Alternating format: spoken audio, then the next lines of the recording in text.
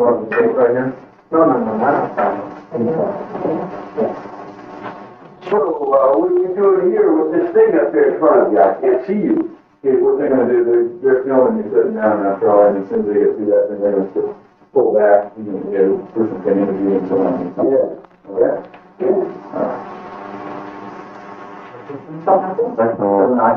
Hello, Bill. Hello. Yeah, right. You know, it seems like I suffer through all kinds of things to come to certain thoughts. And every time I get to a certain thought, there's always someone there from Britain just breezing by like it's a nice day. You know? Right.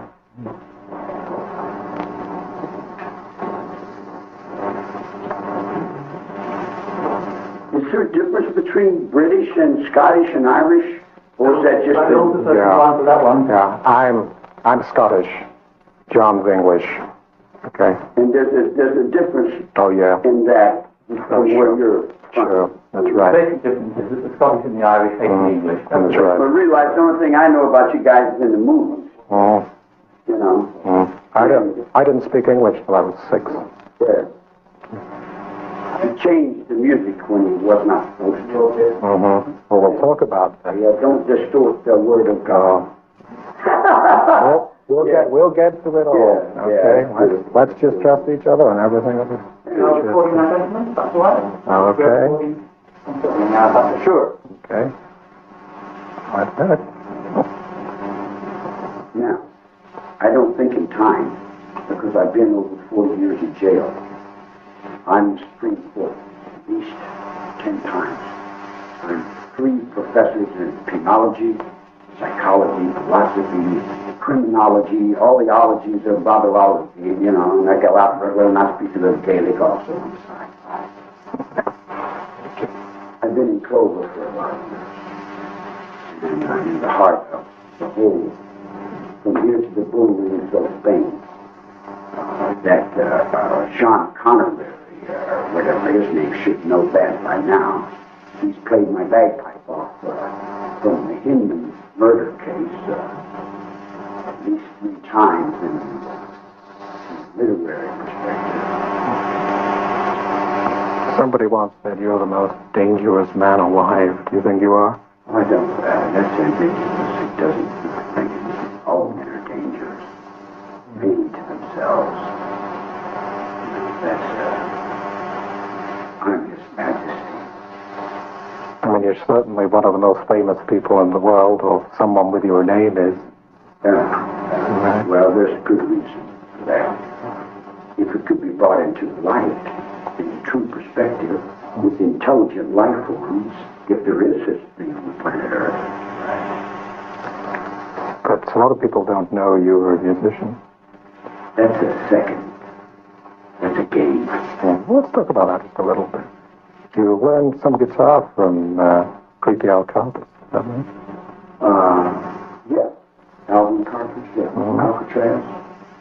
I swept the floor in Alcatraz. I've been in the federal judge for 22 years before I got to California. That's what I tried to explain to the courts in California, but I haven't been able to find anyone in California yet. There doesn't seem to be anybody home. Because you started in San Francisco playing your guitar and... No, I started in Kentucky. Right. In Moorhead, Kentucky. In 1943. 45. Then we went to Gibraltar, Irish school boys in Terre Haute, Indiana. And Brother Thomas, they have a whole bunch of monks that teach you different things. They teach you boxing, handball, music, whatever. Music, interesting. Did you ever learn to write music? No, I've never slowed down to that. I move awful fast. My mind is really ravaging. Sure. You got to know some pretty famous musicians, though, didn't you? Oh, yeah, I've known them. So, guy we both knew, Dennis Wilson. Yeah. How do you remember Dennis? young man. He had a hard time with the truth because he was raised in that world. Hollywood's a deceiving place. Hollywood's a hard place. You think one thing, you think everything's like Bing Crosby for the Irish music, but it's not. It's for the control, the mind, control, center of the world. How did you meet them?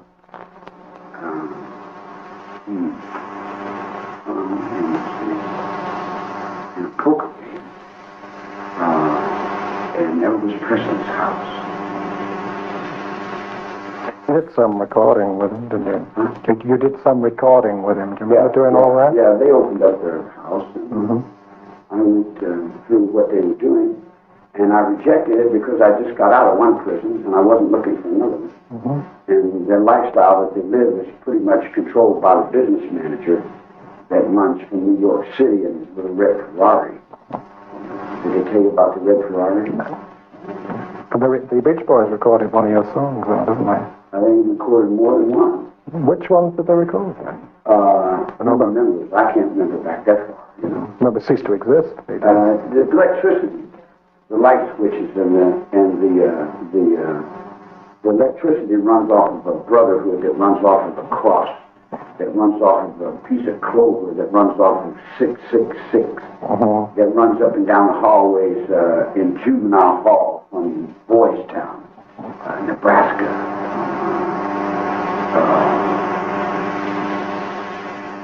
The light, the heart of man runs the brotherhood from the cross. Okay. And the brotherhood is, on some levels, is very violent and very nasty and very mean. And there's a struggle for points of reality. Some people say that Habarastas from India is the living God, you know. And I say, no, our Father, which art in heaven, is the living God, you know. And there's an argument, and then the fire thrown on me, and I burn up for that, you know. And then Union Carbide blows up, and a whole bunch of them burn up, and who's burning who up, and where is the center of the music? Yeah. Let's keep on the music. France wearing the pants with Elvis Cleaver and Huey Newton. Yeah. That was all in those days, but let's try and keep on. It's still today. It's still today. They're all fucking towards Michael Jackson. Yeah. And they're controlling the music with the abortion clinics, and the music controls that little girl, you know. All right. So let's talk. You had your song that they had ceased to exist, and they changed it, didn't they? Remember, they changed the words. Yeah. You didn't like that. Oh, not at all, would you? No. No. See, in prison, you write songs and you send them to people outside, to Brother Recording Company, and when the Brother Recording Company gets them, they don't exactly use the same. What they do is it's like, I wrote a song because I know.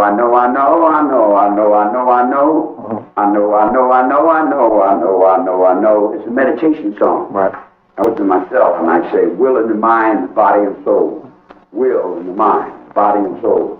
Will in the mind, the body and soul. And I'm fighting against the cell. I'm trying to keep my will up because years and years in a cell is difficult. Sure. So it becomes a song. And I write the song out. I send the song. I send a tape to someone. They send a tape to Brother Recording Company.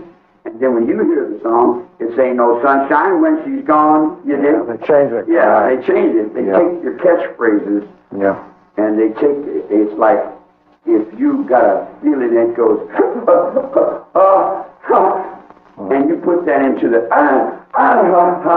and you put that into the music, then that becomes a part of what they call soul. You say, if you use the expression right on, right, hey, right on, someone hears that, they pick it up, they say, hey, right on. In other words, all the sound and the soul that comes off of prison, when it gets to your ears, it comes off, I've been so long, baby, Heartbreak Hotel. In other words, you hear the bottom part of what's really happening on the top. But do you remember any other sure? And clean it up from the matriarch, because all she's doing is giving up sex to it. Because she's going to back up to her fear. Man doesn't back up to his fear. He goes straight into his fear. We've got to get a one-world government I don't want to talk about all of it. Yeah, we've got to have it, man. Not all. Yeah. We've got a problem with one, I'd like to use the other. Okay, good. Okay, we'll record you now. We'll try to do the video. Sorry, somebody. Yeah, we're recording. All right, we were talking about the music and so on. We accept that other people work out this song. Everybody does. That's the whole world. Everybody does it. Everybody does. You do it automatically. You do it automatically. You got a music called rock and roll. Where did it come from? What does it mean, rock and roll? What is this rock and roll? Where does this rock and roll come from? Do you have a level on this thing? Do you have a level on this thing? Yeah? Do you have a red line on it that you can't go any louder than a certain way? You're okay, Ed, are you? Okay? Yep, you're fine. Okay. How loud can I go with this?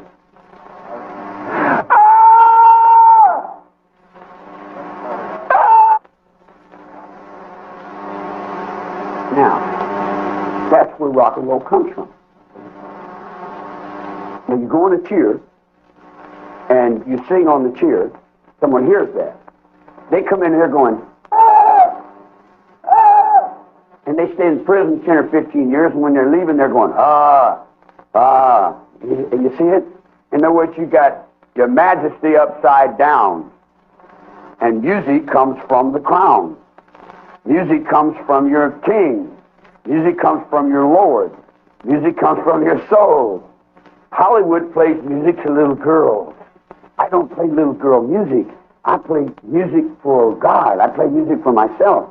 Then when I come up with a song and they change the words, I say, don't change the words. If you change the words, my shadows are running fast, man.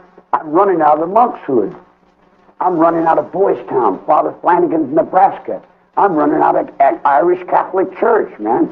I'm running out of, you see what I'm saying? In other words, I'm running from IRA. I'm running out of everyone that wants to live on the planet Earth, man. I'm running from nowhere and doing nothing. I'm all the same. It's just such as it goes on, as Shakespeare was the clown. He changed the word for the song. He changed it for his little girls, for his money. He compromised himself for money. Crime, you don't compromise yourself for money. You got a poker game. If you can't win, you take your pistol and take the money. You play it, and then when you see that you can't win, you just take it.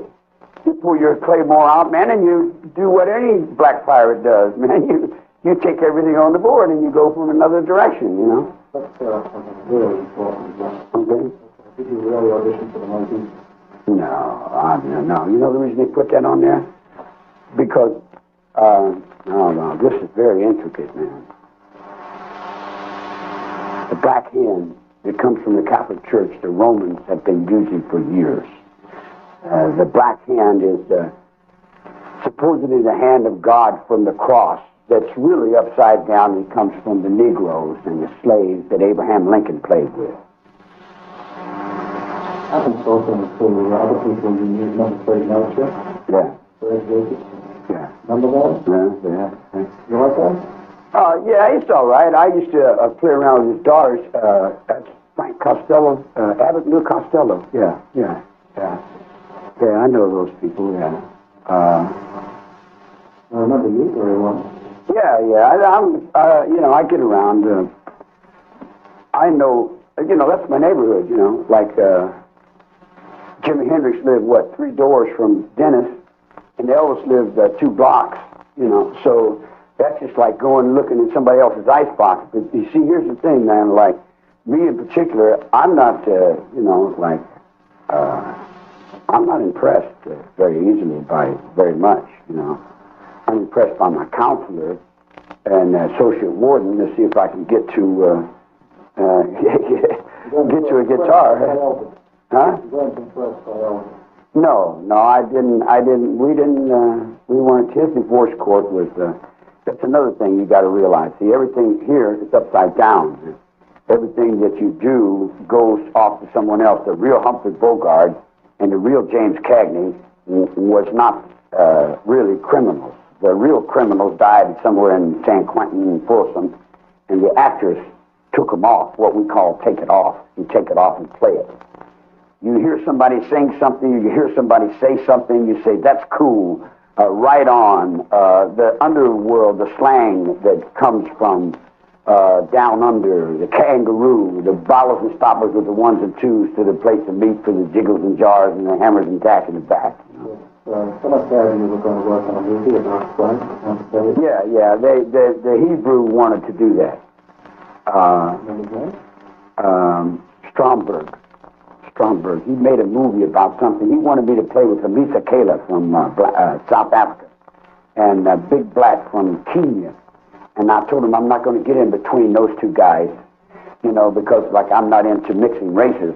And then he accused me of being a racist because I didn't want to mix races.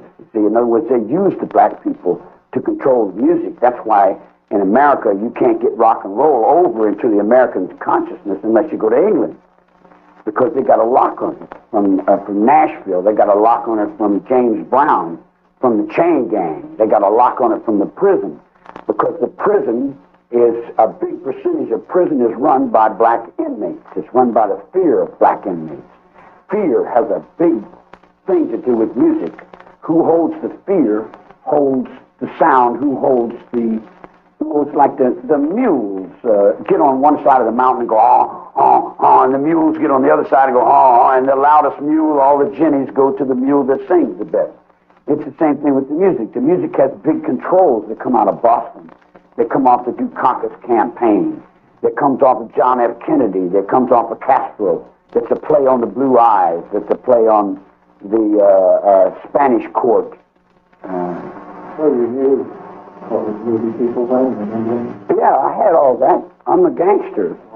Yeah, I'm a crook. You had music people exposed to you, though, and you're thinking of someone like Bobby Hostelow, and you spoke to Tom. Yeah, Bobby's very good. He's a genius. He's a young genius. I was really impressed by that youngster. He really could get down. See, getting down with music is not the same thing as playing music out front for the people. Getting down with music is going in the mountains and throwing up a fire and getting the drums and getting down. That's, you know, it's really getting funky, man. So, fellas, when you were meeting the Dennisons and other people, you were in his house for a while with the girls? No, I won the house in a poker game. Diamond lost the house. He was the Buffalo Springfield. The Buffalo Springfield comes off Kentucky Rifle. The Kentucky Rifle comes off the Queen of England when she comes over to Kentucky to get her horses. She comes over there to get her horses because it's a horse's head thought that comes off a Ferrari, that big black 200 horse little red car that the business manager drives, and he's got the hitmen on the telephone over there on the Brother Recording Company. In other words, like they're in a poker game and they lose the house. Okay, so let's talk about what exactly you're living in Dennis's house, and you brought up the poker game. It was Tom Mix's house. Okay, right. So, with you, and with the girls, right? And with Bobby Hostelow. Mm-hmm. Now, what was your life about then? Was it the family, also with you? No, we lived old country-like music, old-fashioned Lefty Frizzell music, Hank Williams music, old rinky-tink. Tell us about the spiritual things you did. Well, we got into the spiritual perspective with the Indians, sweat lots, the peace pipes, and the peyote, and the mushrooms. I got the mushrooms from some Azteca. He's like the Lord. He's a big Azteca chief. He lives in the roots and herbs of life, man. He's a mighty warrior, man. He's a big person in the underworld. I live in the underworld, you know, and there's a lot of characters in the underworld that would be fantasy to you, but they are really real on other levels, you know. Like you go out in the desert and you get into the mushrooms or the peyote or the Sundance. The Sundance is another place that the music comes from. Are you aware of the Sundance? I think you are. You should be. You made a movie about it. The guy called Horse, I think the name of the movie. Well, there's a reality in that Sundance that brings out all the music in you. You know, in other words, it brings out the cross. It brings out all the suffering. It brings out all the majesty in one's soul. So you and the girls and the playing the music and doing all the spiritual things. forward. What about things like the process? You need that? Yeah. I was in prison when Dianetics first started. Yeah, 1950. We fought the establishment. The black Muslims were coming in with the Koran on the dark side of the moon, and the Islamic arm of the church and the Masonry. I don't know how to put the Masons involved in that. I don't want to get tripped up in with anyone else on any other level. What did the But he come up with Dianetics 1950. So a lot of the guys was interested in studying the way to process the mind, how to clear your mind from past confusion, how to resurrect the soul and be reborn within yourself. So that's where Scientology started. And then they started selling it, and then it got to be the process. And then the church of the last day, the last judgment, I sent some people to England. I couldn't go myself, but I sent some people there to do some certain things to make an effect, to cause an awakening of an awareness in that. No, Bruce was just one person that went in that direction. There were some other people riding motorcycles that was doing some other things, you know. No, I think if you go over them stones, you know where you got these big pile of stones over there? I think you see this mark on my forehead? Well, they got this mark over there and 2 or 3 of the stones. There were some other things doing with some stones and some reasons for... You know how the occult is. You get involved in all kinds of under darkness things that are running under nooses, that are running through just... I don't know, you know, it would take too long to explain it all. But yeah, you're right. So you're doing this anthology, that stuff that you brought whatever that means, you know, God is the devil, I mean, the clever devil, or whatever, you know, it opens up to wherever you go, whatever you're going to use, where are we going to survive, how's it going to go? You say, I want to be all these individuals, and I want to believe all these things, but then the wind blows in another direction, and you say, whoa, that hurts too much. I got to change my mind about something, you know, because, like, when it comes down, we go down in the basement, and you're laying up on the rack, you're going to do whatever the king tells you to do. It's that simple, man. You know. Huh? Oh, well, I don't know. That's, you know, Satanist, what is that? I mean, Mickey Mouse. I mean, they got guys who would play acting that for the public. What is the Satanist? You get a dog and you throw him with the children and you kill the children because there's too many children and you're 50 million people over, and if you don't destroy at least 500 million people, you're all going to die of neglect because there's nobody there but the graves of somebody that did have honor at one time but then died because you know, and who's left over? We're all left over the edge of where are we going? Oh no, I'm not. I'm too stupid for any of that. You know. Well, look, you've got pretty good life going. Hey, I'm going to have a girl and music and spiritual things. So I guess the question is, what went wrong? Something go wrong? Yeah. Well, what was? What happened? You know what? Star. I got the star beard back there. Ain't nothing wrong. Everything's right on, man. I thought it was.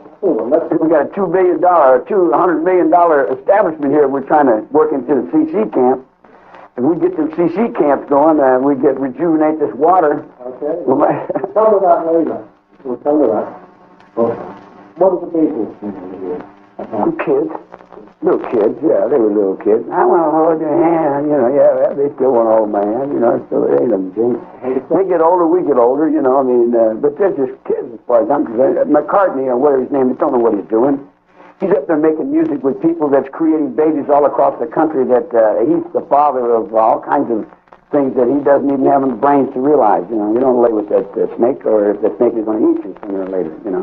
Then you look down the street and you wonder why your children are all wondering, you know, it's all kinds of different ways and things of doing all kinds of stuff. Helter Skelter? Huh? Helter Skelter was their song they wrote. You know, I didn't have no particular meaning to me. The district attorney picked up on that and made it into his trip. You know. Where do you think he got it from? Well, you got to realize the convict's mind. 1944, music's going, well, you have a job, people are walking on that level, and they're saying, yeah, we're going to, and you get locked up in the vacuum. You get back out in 1950, they're saying, they try to tell us we're too young, and they're walking a little faster, and then you get locked back up, and boom, stops again. You get out in 59, and you're going to stop there, who stops the fifth, on 7, who stops the roll, stay along, and you say, wow, man, these people are really, and then you get locked back up, and everything stops. You get back out in 67, and you go over to see the Grateful Dead, and they're, come around my house, hardly get to breakfast, I'm not chicken big tongue, but hold a big rope up like a saddle, just like a guy. Man, your mind's going to be as a miles an hour, man. I say, ooh, that's what I call confusion. That's helter-skelter, It just means confusion. That's an English word. It's, I bet. And then when the Beatles come up with it, that was their song. They were playing to those teeny boppers. Son, I'm not a teeny bopper. I like their music. Their music was okay, but my music is, I'll tell you where my music goes. It goes, riff. Royal Air Force. Don't sit under the apple tree with anyone else but me. That's where I'm at, in other words, like, I'm still in the bagpipe, I haven't lost the perspective to that, You sit in your cell I'm and, allowed to do nothing. yeah, you get out of your cell at all? I Except get for out these a kind of- little square box about from there to there, not very, Is that where you get your exercise? But if you call it exercise, not really exercise, they just got this excuse. They give excuses and they play you off to like they're doing something, but they're not, not really. Where do you have your meals? Do you eat in your In cell? itself, Yeah. I'm forced to trust it whether I like to eat from people's hands or not. Yeah. I'm holding the trust of California in my stomach. You get a lot of letters. I know that. They said you get lots of mail here. Do you get mail from family members? Sandra What are Good? family members? Well, people that used to hang out with you. Sandra Good, I know, moved here. Sandy's a good person. She's a wonderful human being. She writes you off, and you She guys did 10 communicate. years in prison trying to stop the chemicals from being poured on the land. But You say she did it for me. Yeah. She did it for herself. She did it for the world to live in. You hear from her, though. You guys. Yeah, don't yeah. like- We write back and forth. She's all right. Do you make friends in prison? Is that possible? Do you Friends? have friends in prison? Mhm. How do you define friendship? I live by God's law. I treat everyone just like I would myself.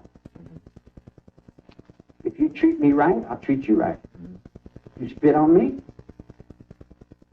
then I got a spit coming. Do you ever feel like you're in danger? You were once a fellow inmate once set you on fire, I think, in a Yeah. previous state. Do you ever feel like you're threatened when you're in prison? No, not really. Yeah. Not here, I guess, because you're so. What set me on fire was Conformed. a thought. I thought it was. India. I thought it was gasoline. No, it was a thought from India. Yeah. You remember the next day that the head of India was shot and killed? I didn't realize that was the same Hey, time that look you at, were look me. at, look at. I'm not on a local level.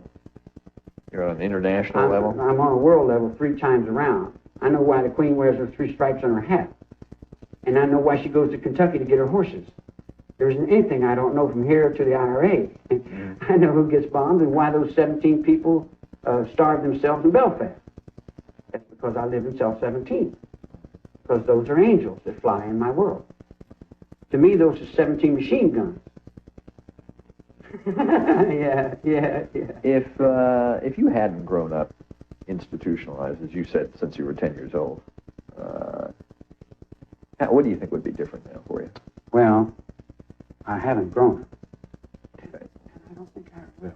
All right. Well, if you hadn't spent all that time in prison from the age of 10 on, how do you think things would be different for you? I probably did. Yeah? Prison saved me a lot of times. Prison's not a bad place. Prison's like a monastery. You come and get your stuff together, you straighten out your hand, you get another chance to start all over and get it right. Do you think people get rehabilitated in prison? Why, sure. Yeah. How does that happen? You have to do it inside yourself. You have to figure it out what's wrong with you. Yeah. But do you need a prison to do that? A prison helps. Prison helps. Like a lot of times, let me give you this. Like veterans raised me. The men that were in the Second World War were my cottage supervisors when I was a kid. They taught me how to play handball. They taught me how to box. They taught me how to be honest with myself. They taught me a whole lot of things that are really pretty good. I fought against them for years, and I didn't really understand until I conquered myself, but they told me that the only guy I'm fighting is me, and I'm my own worst enemy. And when I get that straightened out, then I can touch somebody else. But in order to do that, sometimes you got to go through hard knocks, and you got to go through the hard part. The hard part. In other words, how are you going to go to heaven unless you danced in hell? I mean, how are you going to know it? How are you going to feel good unless you feel bad? I mean, it runs both different, you know. Like, when you were first imprisoned, you were on death row. Your sentence was commuted in the early 70s. How did you feel, though, before that time? I knew that my sentence would be commuted. You knew that all along? Well, sure. Yeah. So you weren't afraid about being executed? I knew it when I was standing in the courtroom. Yeah. See, each man knows when he wants to. Each man knows when he must know. When you're pushed in a position to know. I stood in the courtroom, I told the judge, man, I'm dead in this. What I meant by I'm dead in this, I don't have no thought. Ain't none of that. That's the generation of the 60s. I'm not a generation of the 60s. I'm a generation of the 30s. I played on the same ball club that your old man made movies of in Virginia, the VMI, with Natural Bridge, when I was a little kid, 1950. Before the Korean War started, I was in a little federal boys camp. Everyone thinks I just came on the set in 1969 because I'm little and I look young, so they felt I was young, but I was an old man when I got busted. I'm an old man now, but I was still an old man then. Should you be in prison at all? Should you have been in prison? Well, see, to start with, prison was originally started as a farm. And if you liked the person that came in your courtroom, you gave him another chance to be reborn and enter into a right way of life. Prison was not built to punish people. It was built to help people. That's why they're called peace officers. But sadistic ding-dongs got in there and wanted to make it into be the shadows of what they thought. And the incompetent and the inadequate need to punish someone so they feel bad. So it's like in reform school, they used to lay me down and beat me with leather straps so I couldn't walk. And I used to think, what did I do wrong? And for years I would think I was wrong, that I did something wrong, and then I seen it wasn't that I did anything wrong. They beat me so they show the next kids now what not to do. So, you know, in other words, like, prison is the mind. Most of the people that work in the prison are more in prison than the people they've got in prison. They've just got their kids in prison. They got the poor people in prison. They got people that have no money in prison. I don't understand what prison is anymore. Would you like to get out of prison? I'd like to get out of handcuffs. Yeah. In other words, like, I can't buy no illusion or no carrot on the nose. In other words, you do what I say and I might do this. And then I do what you say and you never pay me. I go through Vacaville and I carry Vacaville on my back for 18 years and they promised me a mainline. 3 doctors took me off Category J and took me off high violent potential. I go back to San Quentin. They need me for high violence so they can sell this thing to the public that they're selling to the public, so they have no income taxes, build more prisons, and convict the public in their eyes as if they're doing the right thing and protecting the public and doing good, that they're creating more crime. We're creating the crime that's eating us up. We're creating it with our media. We're creating. Criminals are our children. We don't want to face that, but the criminals are our children. Huh? Let's say tomorrow they come to you and they say, Charlie, we made a mistake. You don't belong here. We're letting you go. What's your first move once you're out the door? Go where? Yeah, they're going to let you go. I'd probably get myself a motorcycle. Yeah. Where would you go? Put a couple of sleeping bags on it and just walk around. Go. I don't really go anywhere. You can't move. Anywhere you go, you're always there. I'm the universe. How are you going to move the universe? You move here, I'm here. I mean, where am I going to go? I mean, you're here. Mm-hmm. If you go back to L.A. and you sit down, you're still here. Anywhere you go, you're always there, man. You can't get away from Ireland. I lived in Mexico City with a bullfighter. He was teaching me how to fight the bulls. He had just came back from Spain. Beautiful woman. She had 3 beautiful daughters. And it was in a villa in Acapulco, and I was trying to dive off that cliff. And I busted my head, and I was locked up in this little room, and they had a little parrot. And they treated me like I was someone. They gave me respect. And I taught that parrot how to say mother. And he was very staunch and he's very upstanding, And when I left, that parrot was flying up and down the hallways, saying that curse word. And I've always felt bad. That was bad. What's the best thing that's ever happened to you in your life? I don't really have all that in my mind. It's pretty well balanced out. It's all what I make it. It's all what I make it. Let me ask you a question before we go any further. Do you think, in your mind, from you, not from what somebody else said, but do you think that I've done something bad that I should be ashamed of and feel guilty about? I don't know. I honestly don't know what you've done and what you haven't done. So it's really not for me to judge. I know you're here, and to most people that suggests that you must have done something pretty bad. Obviously, I know all about the Tate LaBianca murders and that case. But it's not for me to judge exactly what you've done. Mm-hmm. I don't have the reel of your life. Okay. I'll open up another chamber for you. I'm looking at you. I don't see no fear or guilt in you. So I wouldn't think that you've done very much that you're ashamed of. No, I don't think so. Okay. I'm not blind. I can see that. Now I'll tell you this. Lino Bianca was killed for a black phone book with all the numbers in it. The phone numbers that controlled the music market. Sharon Tate and those people were killed because Terry Milcher broke a contract and sent 3 Orientals with hatchets over to kill somebody else.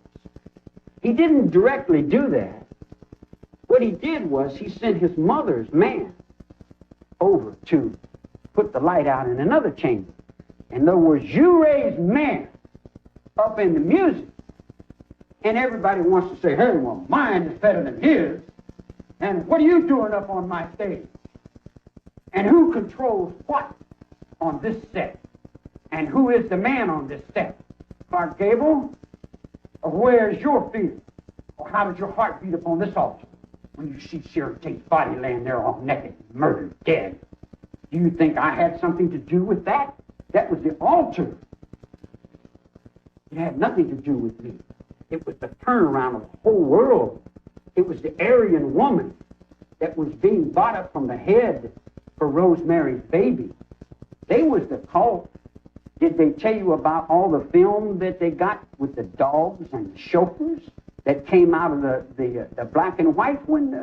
Hugh Brenner and Peter Sellers paid $30,000 to get the videotapes back that they had done with the pornography where they was gobbling on each other's knobs in the closet with Sharon, poor Sharon, beautiful Sharon. I'll give you something that may be beneficial to your awareness. A guy comes from the University of Southern California into the criminally insane ward, and he says, I am your doctor. I am here to help. Okay, I need help.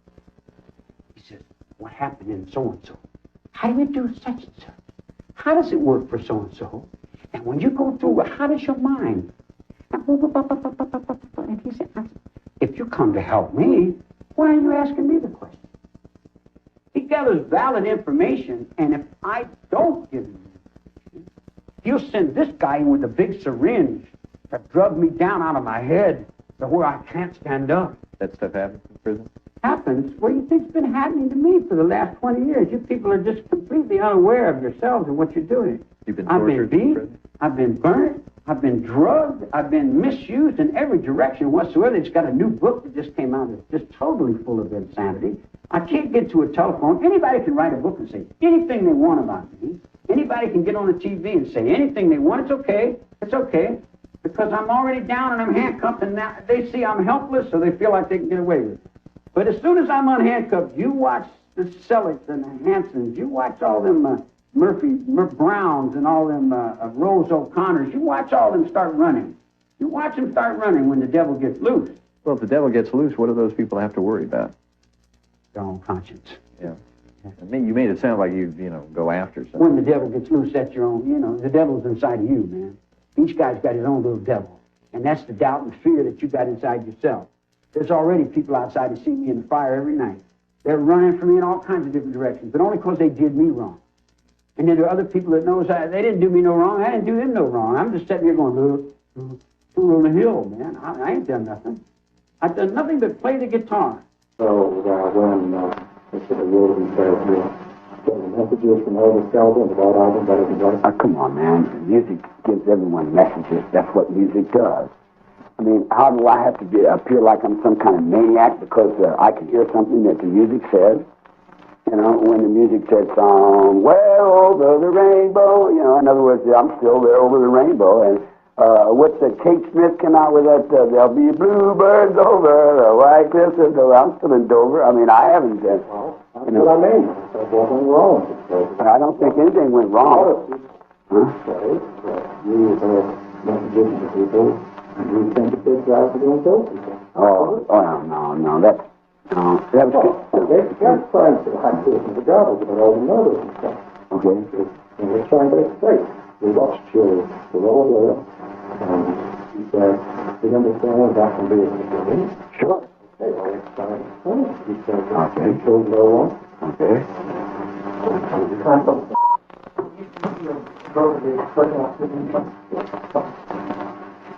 So we found way in them. I thought this was something to do. I got that.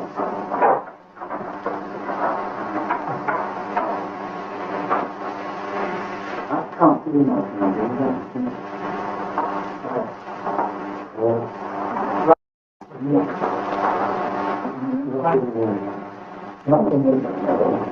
You're on time? All right. Why did that?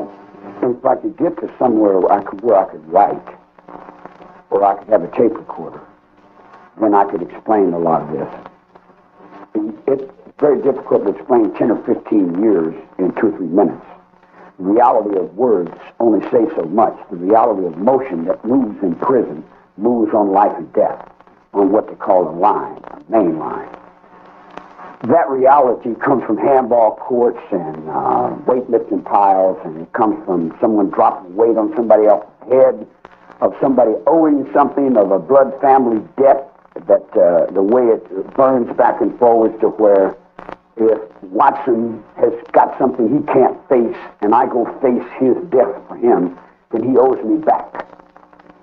And then the Frenchman takes his foils and goes off into the battle for me, and I owe him one heart. So then I come back to Watson and I say, you pay the Frenchman what you owe me. He said, how do I pay it? I said, don't ask me how, I'm not your father. Do what you're told. Pay your debt or get off my road. So he pays what he has to pay, and he does what he has to do. I didn't direct him to do anything. I told him to be a man, stand up for himself. I didn't tell him what he should do or how he should do whatever he had to do. I said he has to do what he has to do. Wilson knows that, Claiborne knows that, the street knows that, the penitentiary knows that, and the Brotherhood knows that. What are you saying? You're saying you didn't... I never directed traffic on no street corner about anything, man. I haven't got time for that. I'm not going to get involved. Not that what insane. I'm crazy, but I'm not. I can, but I'm not going to take a chance on putting myself back in jail for what? For what? You deal me the hand. I got to play it. You give me the cards. I'm a mass murderer. I'm a hippie cult leader. I'm all these things that DA's laying out so we can bring the mafia from New York, so we can put Rambo in the movies. You see what I'm saying? In other words, he's got a lot more going than Helter Skelter. Helter Skelter is just one little foot he's playing. Now, he comes back to me from Geneva, wants to be my sunshine, if I'll agree with him on his Helter Skelter theory. I didn't have any Helter Skelter in my mind. Let me tell you something. The oven has SS written on it. I come out of the bakery, 1954. I'm Duke on the yard. There's nobody on the yard who beat me, doing nothing. They got one or two German kids that come from the Second World War that were raised in the Hitler Youth Movement that are very good, but they can't beat me. I rule the cigarette. I mean, that's, you know, the dominoes, the checker games, you dig? So someone's got to be killed. Somebody told somebody some lies, and somebody's going to kill somebody. So I come out of the bakery pushing the broom, and they got this guy in the butcher shop, and they're stabbing him to death. I'm walking a line. I'm not a snitch. I don't run and tell the cops tales. I stand on my own 2 feet. So one of them looks over and says, Manson, get on the point. So I take the broom and I get on the point. And I'm watching and I'm thinking, that tramp better not move from me. If he moves to me, I'm going to take him home to his mama, you dig? So he doesn't move to me and I don't move to him. So they got this guy and they stabbed him to death. And you can't kill anyone in the kitchen in a penitentiary because it makes it bad for the food, it's bad for everyone. It creates a lot of paranoia. So they're cutting this guy in half, and they're trying to put him in the garbage can. They can't get him in the garbage can. So they cut him in half and bent him, and they got the elevator, and they're smashing the elevator down, trying to put him in the can. He's got half in one can and half in the other can, and they're trying to smuggle him out of the kitchen. And they smuggle him out of the kitchen, and I'm pushing the floor. The guy come up and says, what happened? What happened where? He said, what did you see? See what? Where? What are you talking about? I don't see nothing, man. All my life, I've been on that line. And you feel nothing? I don't ever see anything. You know nothing about I know nothing. I know nothing. I'm zero. I don't get involved. I don't run and tell them cops protect me. I protect myself. And whatever happens, happens, man. People getting killed around me's no new thing. You come to prison, man, there's people getting killed in prison all the time. You go to San Quentin, these men, every time they walk the yard, they gotta wear, you got your, no, yeah, look, he gotta wear shields, man. In other words, you got all kinds of violence and fear that runs in these places. When you live a life like that, it becomes a natural thing, you know. You're going to use another piece of those people. No, not at all. I'll tell you what it was. Terry Milsher come up to the ranch and made some promises to a lot of people he didn't keep. It had nothing to do with me. He gave me $50. I gave it to the old blind German. The old blind German's got $53. The same thing the Emperor of Japan, when he came back from the crypt, he had 53 samurais there with him. You know, in other words, like when you come back from the graveyard, they're picking that back up. This justice system that they got here is not doing anything. Still possessed by a satanic spirit, which is at once fascinating and repugnant. Are you going to unhook me? Yeah. Unhook me then, damn it. Okay, let's get him unhooked. On Friday, March 11th, at San Quentin Prison outside of San Francisco, we explored the mind of a madman. Why do people murder? Why did those girls murder for you? Why did Texas... They didn't murder for me. You told them to. No. Come back, G.A. Come back. That's not reality. What is? No, reality is they did what they did. They're responsible for their own actions. I'm responsible for my actions. Did you tell those women to kill somebody? No. Don't just somebody Man, reneged on hey, drugs? let me tell you something about a woman. Me something. The women I don't got to tell them what to do. If I got to tell them what to do, I'll send them up on the highway and get them away from me. I don't deal with women I got to tell them what to do. They know what to do. If they don't know what to do, they better stay away from me. And in your case, they knew to kill. They knew to take care of me. They knew to kill. They knew to look out for number one. They knew to kill for you. No. And you left a bloody trail around. No. You haven't. Who else knows what else you did? Whoa! I said you haven't seen the bloody trail yet. You haven't seen the bloody trail yet. What do you mean? Oh, it's been worse than that. You think them 9 was just the first little marbles in the bucket. There's a whole row of people out there that's been getting killed. Why are 20,000 Americans being killed every year, Tony? Because the district attorneys are selling your blood, man. I don't understand that. The way you go to court, they need a conviction. They need criminals, man. They need people to lock up in cages. If they didn't have people to lock up in cages, man, they wouldn't be able to sell more fear to the public. And they sell more fear to the public, and all the old women, they love to buy that fear. They just lay back and watch that fear and read them detective magazines. What makes the knifer knife, the shooter shoot? Society, the reflections of a child. But what about the responsibility of the person who's doing it? What person is doing it? Susan Atkins? Susan Atkins is only doing what the society raised her up to do. Wasn't she only doing what you raised her? No, come on. You set a baby in the cradle and you go, he's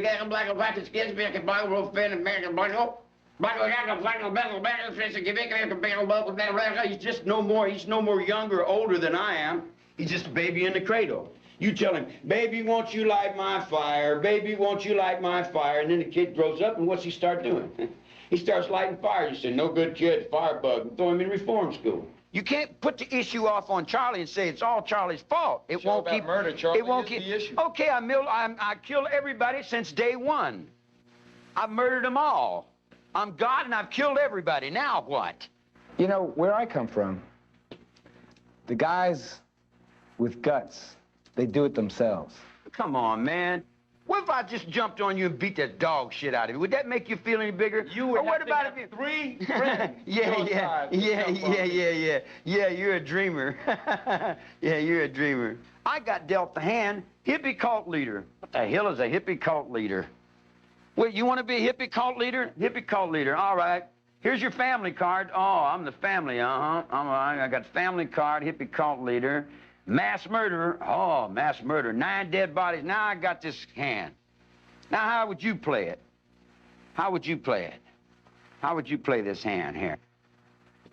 You scare people, Charlie. People are scared and they use me as an excuse. They're afraid of what they don't understand, what they don't know. They're afraid of Susan Atkins' bloody hands. Susan Atkins is working on her problems, man. She's got her world to deal with. Each one of those people that you call my family, they were geniuses. They all had college educations. Every one of them was very smart young people. They were a generation of the 60s. I wasn't a generation of the 60s. I'm a Bing Crosby fan, not a Beatle fan. You guys make me into be something I wasn't. I never had a beard or long hair in my life. I was a beatnik, not a hippie, you know. It's like, I'm street. I'm all the way street. I live in jail, like a lot of kids. They get busted when they're 8 and 10 years old because they don't have no parents. The jails are full of them. Okay, you know, as far as the favors, you said that you wanted to explain it. That's fine, Paul, first. Okay. Tex is a rumpkin. He came to town. He's his mama's boy. The prostitute took his money. He said, can I live with you? I said, can you live with me? He said, yeah. I said, well, let me have that pickup truck. So he gave me an old pickup truck from Texas, okay? So I got this old pickup truck, and I'm letting him stay around the ranch. He's hanging around the ranch. A lot of guys like to hang around me because I'm underground. I'm what you call cool. I'm what everybody tries to be. When I'm down on the street, I ride a motorcycle. I got a lot of girls. I sing a lot of music. I play. I'm him. You know, that's my road. You know, for a while until they grab me up and put me back in the cage again. But anyway, he said, this woman took my money. And he sees women lighting my cigarette. And he's saying, yes, ma'am, I open the door for you. In other words, he's a matriarch. I'm a patriarch. And he sees the way I'm doing it. He wants to do what I'm doing, so he said he's going to go get his money back. So he went to go get his money back. He went and he burnt the broad for $5 grand. He beat her for $5 grand. Some black guy called me and said, I'm Gangster Dan over here, man. You took my money. I said, look, gangster man, all you white brothers are together. I'm coming up there. I'm gonna burn everybody up and take that ranch. I said, no, you're not around me. You're not. You talk that shit to them little girls. When you come to me, boy, you don't have to, because like I'll take your hat home to you. You dig? So we go through some changes, and I told Tex, go down there and face that man. Don't drag your shit to my door, man. He said, I can't. You'll kill me. You'll kill me. I said, well, if you're crazy, if you're scared, run home to mother. You dig? So he couldn't do it. So I had to go down there, and I ended up shooting the guy. And I had to go through some other changes with some other people and cutting some other people up. Yeah, that's the world I live in. I ride in a motorcycle group that's a bunch of crazy people. We're fighting and cutting each other all the time. That's no big thing, But I'm always smart enough to get away without killing someone because I don't want to go to that gas chamber. I'm not going to kill nobody. If I can get away, I'm going to wiggle. I'm going to jiggle and get up on that line and push that broom and get on down. I didn't see anything, In other words, I'm not going to get involved. I went actually for myself, but it was for Tex too, because Tex ain't got to have no woman. You dig?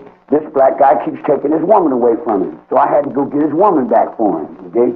Because he won't accept that he's his own woman. You dig? We're all the Queen of England. If we're the King of France, whatever that means, Well, what happened to the guy anyway? Jerry sold some dope to some bad people.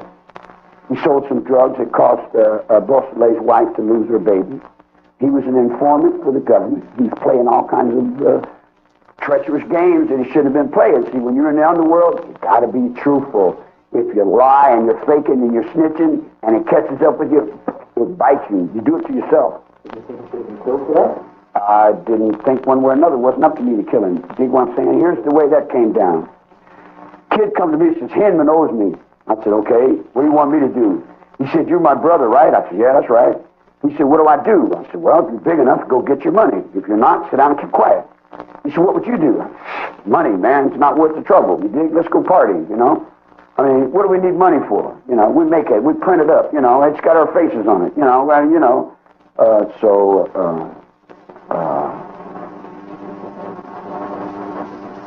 did he die? Wait a minute, I'll explain to you. He said, all right, I'm big enough. I'm going to go get it. I said, okay, that's what you want. So he called me a couple of days later and he said, man, this guy's got a gun. I said, don't invoke me to no violence, man. I just got out of the penitentiary. I don't want to go back. He said, you said you were my brother.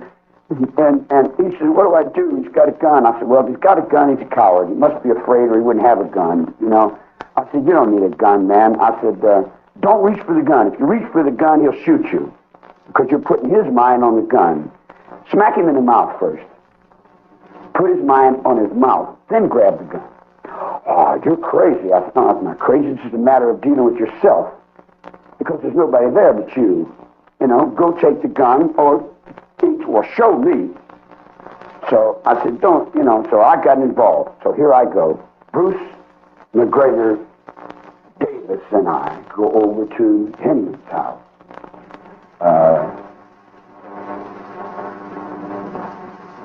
I got a knife on my leg, so I cut Hinman's ear, and I take the gun, he shoots off on the wall, and I throw the gun one way, and I throw the knife the other way. And I give the kid the knife, and I say, that's how you do it.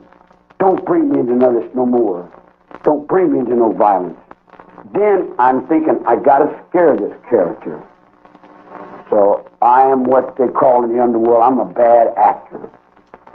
I say, all right, now I got to kill you, Hinman. He said, oh, don't kill me. I said, if I don't kill you, you're going to tell my parole officer, he's going to put me back in prison. He said, no, I won't tell. I said, give me your word as your bond, and your bond as your life, you won't tell. He said, I give you my word as my bond, and I look back at the Frenchman, and as the Frenchman's standing there with the knife, and the gun's laying over on the table in Norway. I think the king of Norway's got the gun. The North Sea's dying, right? So all them Walders, we were Waldersons, what, in the 60s? 60s, yeah. So I looked at the Frenchman with the knife, and he's got Hinman, and I said, you got this? He gave me his word as his bond, and you got this life here. And he said, yeah. I said, are we in the truth here? And he said, yes, we're in the truth. I said, okay, I'm through with this. I'm gone out of this. And I left. We patched his ear up, we put some Scotch tape on his ear, we fixed him up. He's back on the road. No problem. I'm out of there, man. I straightened it out. I got to pay. I said, pay the kid what you owe him. He paid him the money. They transferred the cars and made their deals. You dig what I'm saying? All I was the administrator there. I administrated justice to those kids. Dig was what it amounted to. So then Hinman got he got the knife. Oh no, he got the gun. He got the gun. He said, I'm going to go kill that sort of little lover. And he said, well, and Bobby said, no, I can't let you do that. But you gave your word. And he said, well, that don't mean nothing to me. You know, he said, he cut my ear. I'm going to go blah, blah, blah. And Bobby said, no, I can't let you do that because he was standing up for me. Now I'm standing in his place. In other words, I was standing in his place. That's that line I'm trying to explain to you. Okay? When you walk that line and you're in truth with that cross, in that chapel, in that Bible, in that book, with that crown, and that whatever it is that you guys are, you know, all the way back to where it started with Claymore and Wilson and all them dudes and all them graveyards and all them people that went through all them changes, All I'm doing is walking on the end of you guys. I'm way down here at the end of your foot. I'm walking. I'm running like a little rabbit, and you know. So Bobby goes to line. So, No, so Hinman killed Hinman. That's the way it comes down to. If you look at it from, if you wait a minute, no, it come like this. Hinman says he pushed by Bobby, and Bobby handed him the knife, a Mexican silver knife with a big eagle on it, from that medicine man that smokes that stuff that's got the mushrooms around his neck, that comes from the sweat lodge, that comes from the man, that comes from the universe, that comes from God with this knife and that heart, you dig? And he says, I'll not let you harm him because he was standing in my place and he's my brother. You know Bogus? You know Bogus down in Hollywood? He'll witness to that with his life because he owes me one on that. You see what I'm saying? In other words, I got more lives on this road than mine. In other words, there's only one life, true enough, but there's many perspectives towards that life. So when he pushed by, he gave the knife to Hinman and told him to kill me. And Hinman says, I don't want you. Boom. Bobby said, you gave your word as your bond, and your bond is your life. If you make one more move towards it, I'm taking you away. And he made the move. Bobby took him, and he died. I'm 3 days down the road, man. I'm in San Diego partying at the zoo. I don't have any idea what the hell's going on there. well, now you owe Bobby. No, how do I owe Bobby? I faced women. No, I faced his when I cut the ears. Okay. You know, I faced his. But a lot of people say that one of the reasons that those people die in yellow drive is trying to get Bobby out to make it look like all right, now that's another game altogether. Sure. That can be explained too. There's a place called Indian Mesa where we have fires and we play music. And we make big circles like you do with the Stones. We make big circles and we sing. Ah! And we put our souls in each other. You dig? In other words, and we have sex with them. We fuck each other. You know, and we suck each other. And we do all the things that you guys are not allowed to do in your culture. But in the culture I live in, we throw all that out the window, and that's what I guess you'd call Satan. okay. You know, I wouldn't call it Satan. I just call it, just call it whatever. You call it time of day if you want. But that was what was happening in those times, in those days, you know. So, So what happened on Steel Drive? huh? What happened on Steel Drive? How did you said you didn't have a beef with John Page and those people? No. Did you know this? I had met a couple of them 2-3 times. Photographer that used to do that. There's some homosexuals there, and I knew a lot of homosexuals. Did you John Page? No, not newer. I've seen her. You met her? Did you hello to her? Yeah, we spoke.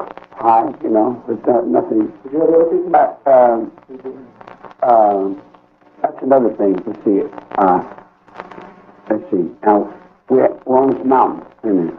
Let's don't get too separated from it. In a circle in His Majesty's court, there everybody's got a knife, and everybody's the Duke of Booby's got a Ramalama Demibompa, and he's doing so and so. But in reform school, they have what they call a Duke. He's the guy that beats everybody up. Duke University, North Carolina. The Duke holds your land over in Scotland, if I'm not mistaken, right? So the Duke don't eat tuna fish. So he's sorry, Charlie, please. I'm sorry, Charlie, but he don't eat tuna fish, okay?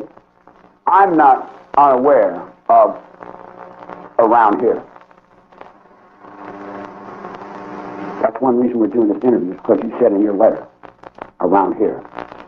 So I am around here, Claymore, and I'm around here on this course, and I've run this course a few times. So up on this flat where all these dead Indians are, you know, and we're sitting in a circle trying to figure out how we're going to do certain things, and here comes a guy from Texas who's his mama's boy. It gets me in trouble going one way, Dick. Then Bobby gets busted.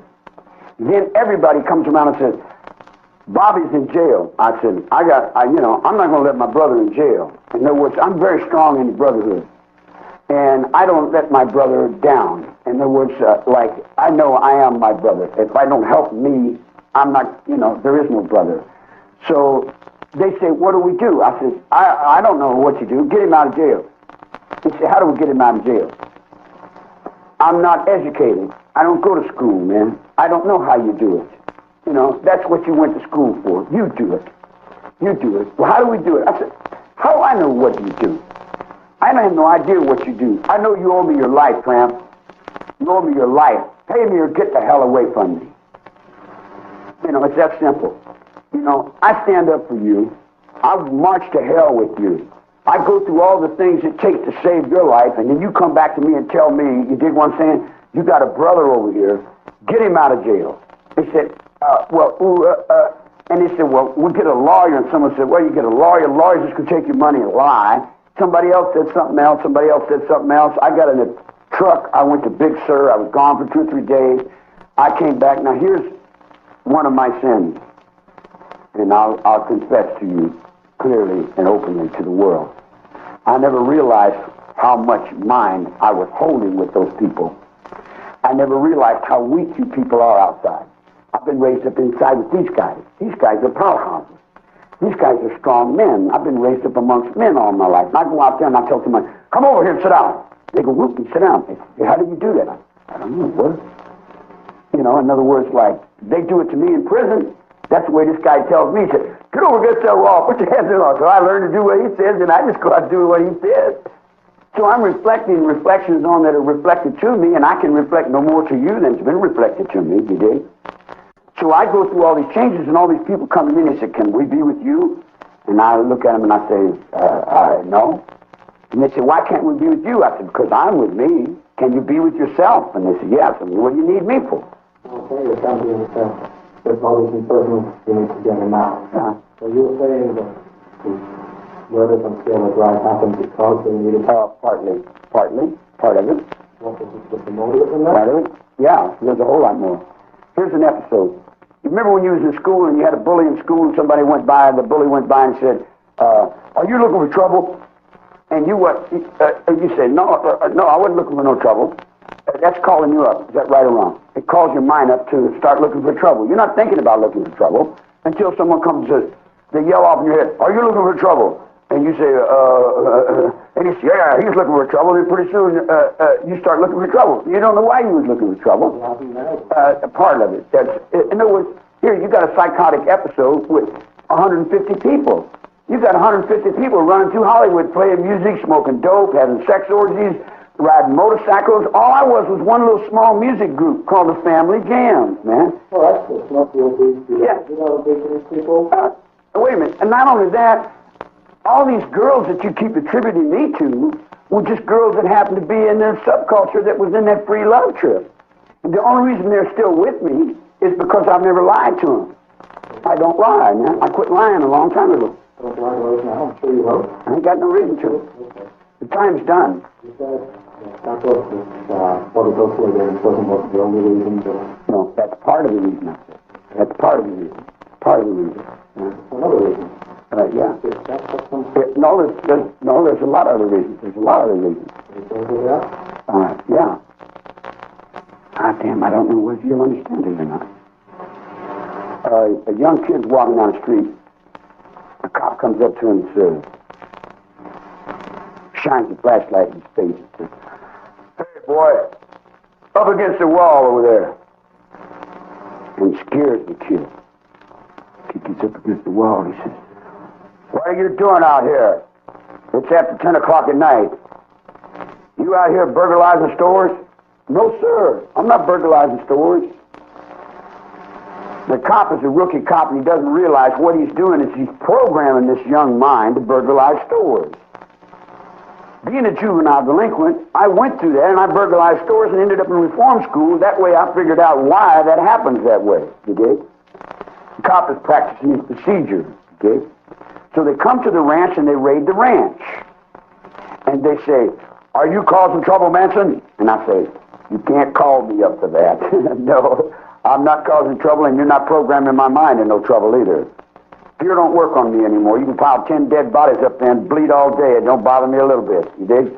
In other words, I'm not affected by no fear games. You don't set my brain with fear, you dig? So I don't realize that they're setting everybody else's mind around me. I don't realize I'm holding his majesty. I don't realize what majesty is. I don't even, you know, I'm a dumb kid that just got out of prison. I just done 22 years in prison from 1944 to 1967. I've got no idea what's going on outside. I'm at that ranch just like I was in the joint. I'm still walking the same line that I was walking in the prison. I'm walking outside. I don't even do nothing unless I get someone on the point. In other words, like, I'm not breaking no law now. You're going to interview Sandy, right? You ask Sandy, I used to do this, and they say, what's that? I say, one positive thought. She said, what's that? I said, I never break the law again. The old man Carpus, remember you was talking about Creepy Carpus? Creepy told me, he said, son, you want to stay out of jail? I said, yes, sir. I've been trying all my life to stay out of jail. He said, it's a simple thing. You want to stay out of jail, don't break the law. If you don't break the law, you don't have to go to jail. It's that simple. And I said, well, I'll try it. And I tried it. And there's a whole lot of people that know me that are still in the truth with me will witness and tell you, I did not break the law. I had everything to do with it. I was on the edge of everything that happened, and I affected everything that happened. But unknowingly, I didn't realize the effect I was having on people. I never in a second flashed about being a walrus. When he says I was walrus as Paul, I never realized I was in, now watch this, I was in a cell 5 years with an Eskimo. You know what his name was? Murphy. I swear to God, man. You know, in other words, like, I've been in the minds of millions of many people, man, but I have never been in my own. Because I'm not in my own mind until I get outside. I'm living in the mind of the guards. I'm living in the mind of the people next to me, the people down the hallway. I got to balance everything around me to stay alive. In other words, in prison, you got to get along with everybody to stay alive. If you don't, you get crisped and crossed in there, and somebody's going to push you over the edge, you dig? All right, but what you said, there was more to what happened on Sierra Drive. Now, what was the more to it? The more to it was the ranch. The whole ranch, the ranch hands. We were all hands to a blind head. George was the head. He was a blind head. Yeah, he was there, and we were hands to the head. Why did Dexter go that? Why did it go to that house that night and kill those? All right, because first of all, Doris Day. This is going to get heavy. During the Korean War, the United States lost the Korean War, but they didn't tell the public. When they lost the Korean War, they had to give up their sex to the Koreans. And Doris Day was the prize. So Doris Day was the end of the Korean War with Reverend Sun and Moon coming over here. So when I go to get into the music, the Jew rejects me on the universal level from Cary Grant's parking space because I won't use the black people. And I won't crossbreed with Wendy Mandela and get in the middle of a sex orgy that they're running for their dollar bill to build kibbutzes in Israel so they can have machine guns and Arabs that got rocks. So when I passed on that, I fell into the Beach Boys. The Beach Boys are being run by the Italian mafiosos that are trying to break through the mafia coming to the East Coast, that the Mexicans kicked him out of Rosarita and told him stay out of California because we don't like you. So the mafioso, when I went into Dennis Wilson's Beach Boys, I said, you owe me money for music. Where's the money? They put me onto the Italian business manager. I said, don't I get something for this music here? And he said, no, you get nothing. He said, sue me. I said, I won't sue you. I'll bomb your car, man. I'll blow your house up. He said, I'll call New York and I'll call the mafia. Well, I know a lot of the dudes in the mafia, so I backed off of him. That's why I moved in with Dennis. You owe me. You won't pay me on one level, boop, I'll sneak you on another level. In other words, you're going to pay me sooner or later because I'm that guy that always gets paid, and I always pay. You know, in other words, like, I walk a line, man, and this heart. And how was that Dennis? How was that Dennis if Dennis was right, and how was that? We're going? Everyone ready on that camera? Look here. And then Tom. Okay. You're telling us about the other reasons why We're going? Gentlemen ready on both cameras? Okay, here. Nine times. Okay. You're telling us about the other reasons why. One thought can change a million perspectives. You can have one word change. Tex had familiarity of the surroundings. Somebody else wanted to stop the war. Somebody else was mad about the music. Somebody else was being called up into a negative thought by a bunch of harassment from other people. What do you mean by that? What happened? Well, the ranch was being raided every other day by the L.A. sheriffs. Every time that they would become afraid of the black people, they'd run over and raid the white people to make themselves feel a little stronger, a little more powerful. In other words, like when you're white and you're underneath the establishment, you got to deal with all the white people in the establishment that are afraid of the black people. And in other words, you got to deal with all the way back to the Confederacy, back with Abraham Lincoln again. You got to go all the way back through that. In other words, like in a gang of maniacs everybody's got some brand of insanity of their own. Okay, so Tex has gone there because it's familiar. That in part, and partly. How come it was familiar? Huh? How come it was familiar to him? He'd been there? Oh yeah, he went there with Dean Morehouse. And there's an Indian princess that was in the reservation that had a motorcycle group. Motorcycle groups are lapped over with other motorcycle groups. Mm-hmm. One chrome helmet holds a motorcycle group of 50 that is chartered for the road. Yeah. That if they're not chartered, you don't have the right colors, then the motorcycle group that's chartered for 250 that don't have the helmet, but they got the daggers, will run the other ones off the road. In other words, you got different motorcycle gangs doing different things on different perspectives. Okay, so Tex has gone there because it's familiar. He's been there before. Did you ever go there? Yeah. What took you there? The homosexual that lived in the back. Who was that? Garrettson? A guy that used to deal grass and some other things. Mm-hmm. Pornography. Polanski was in. See, here's the thing, man. I don't want to start pulling people's covers, but all them people that you thought were so wonderful and nice, wonderful, they wasn't as wonderful as you thought their dogs might have been on the chauffeur's night off. You dig? In other words, there's all kinds of things happening in the darkness of what was going on that, like how does someone from Poland get to Hollywood and go all the way over the top and have everything it is like a Valley of the Dolls, where does one camera click in and what film are we sending to Hong Kong for the other? In other words, like, that's what I was fixing to tell you about Doris Day, the reason that came down. When the Oriental, the blonde-haired, blue-eyed Oriental came to me, and I don't know whether you've ever experienced any music on the level that I play music on. But I play music on a level that you've never seen before. I don't play music on the level of little girl music. I play music on the level of just as flat as you can sing Christ dying on the cross level. Okay. Which is scary. It's really, really far out. A lot of people try to copy what they can do with it, you dig, but it's like, it's got to come from the soul, Mm-hmm. So when it came in and the music's lifted up, there are certain levels of the mind. Have you ever experienced levels of the mind where other people couldn't exist? They go crazy. The mind, the pattern of their mind. Like your mind is patterned by tom, and someone comes,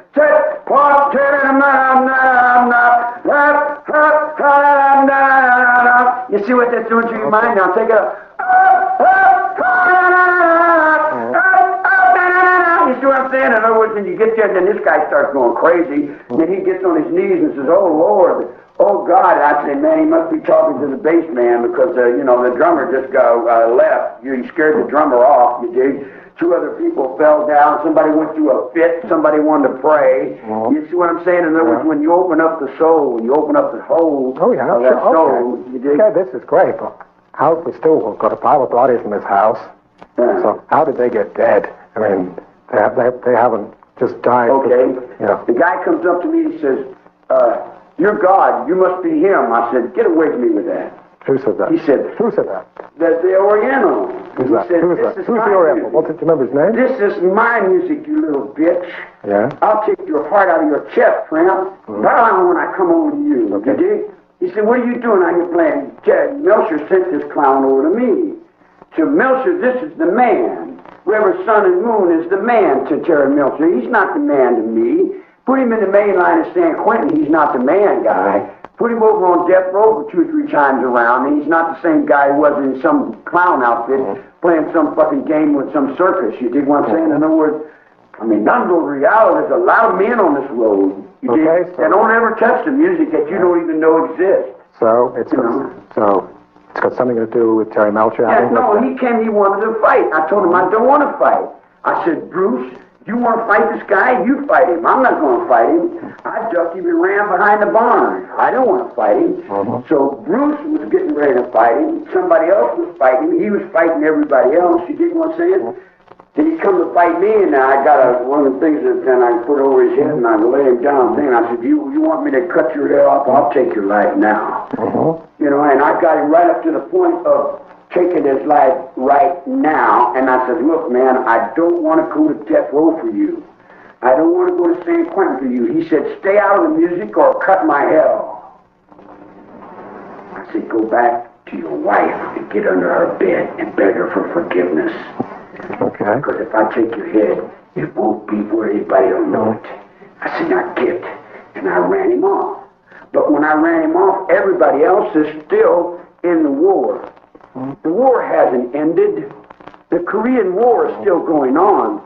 MacArthur, MAC, is still standing on the 38th parallel. To you guys, the war's over. The war's not over where I live. Sure, okay. But we've still got these dead people. Huh? We've still got these dead people in Well, this it's a house. world full of all kinds of people that are okay. dead. But everyone always points at Charlie Manson and says, That's because the DA sold him into that. okay. He sold him into Helter Skelter, so Sylvester Stallone. So you didn't send them there. I didn't send him anywhere. Okay, you didn't send them there? I'm not the director. I don't send people places. It wasn't for Helter Skelter? You weren't going to start a big revolution? No. Hey, 25 years in there, no intelligence amongst you at all. I mean, you know, because that doesn't make any sense to anybody, you know.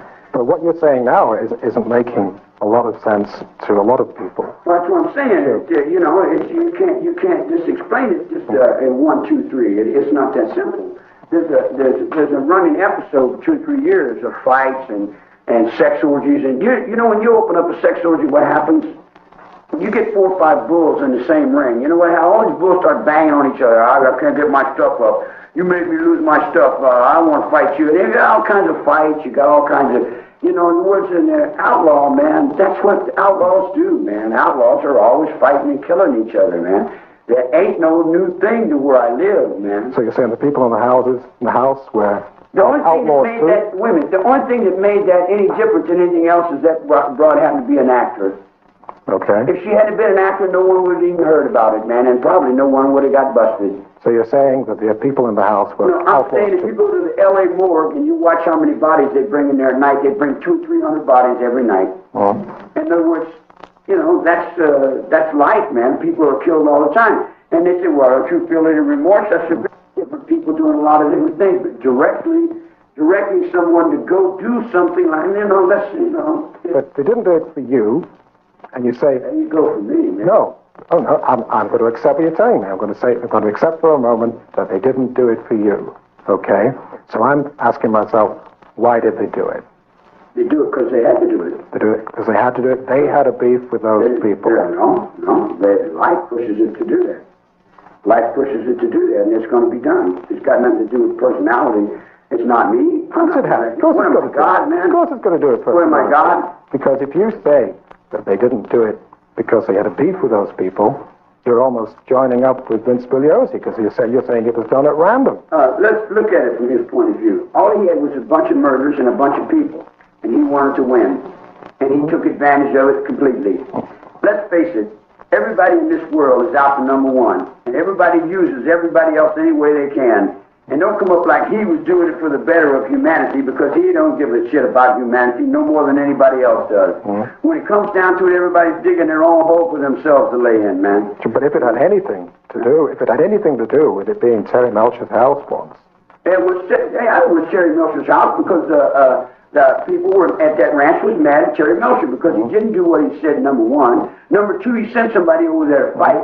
He caused some trouble. He almost got some other people killed. Some people put their life on the line because of Terry Melcher. Terry Melcher didn't even know about it. He wasn't even, no one ever told him about it. And this is the first time I've ever even brought it up. See, in other words, a lot of that poison that goes under the bridge, I just forget it and let it go on down the road because it doesn't matter.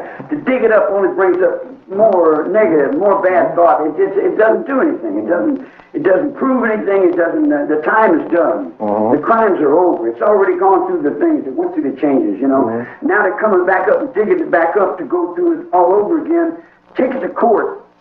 Well, give me my rights. Okay. Give me the rights you didn't give me, or give me the throne of England.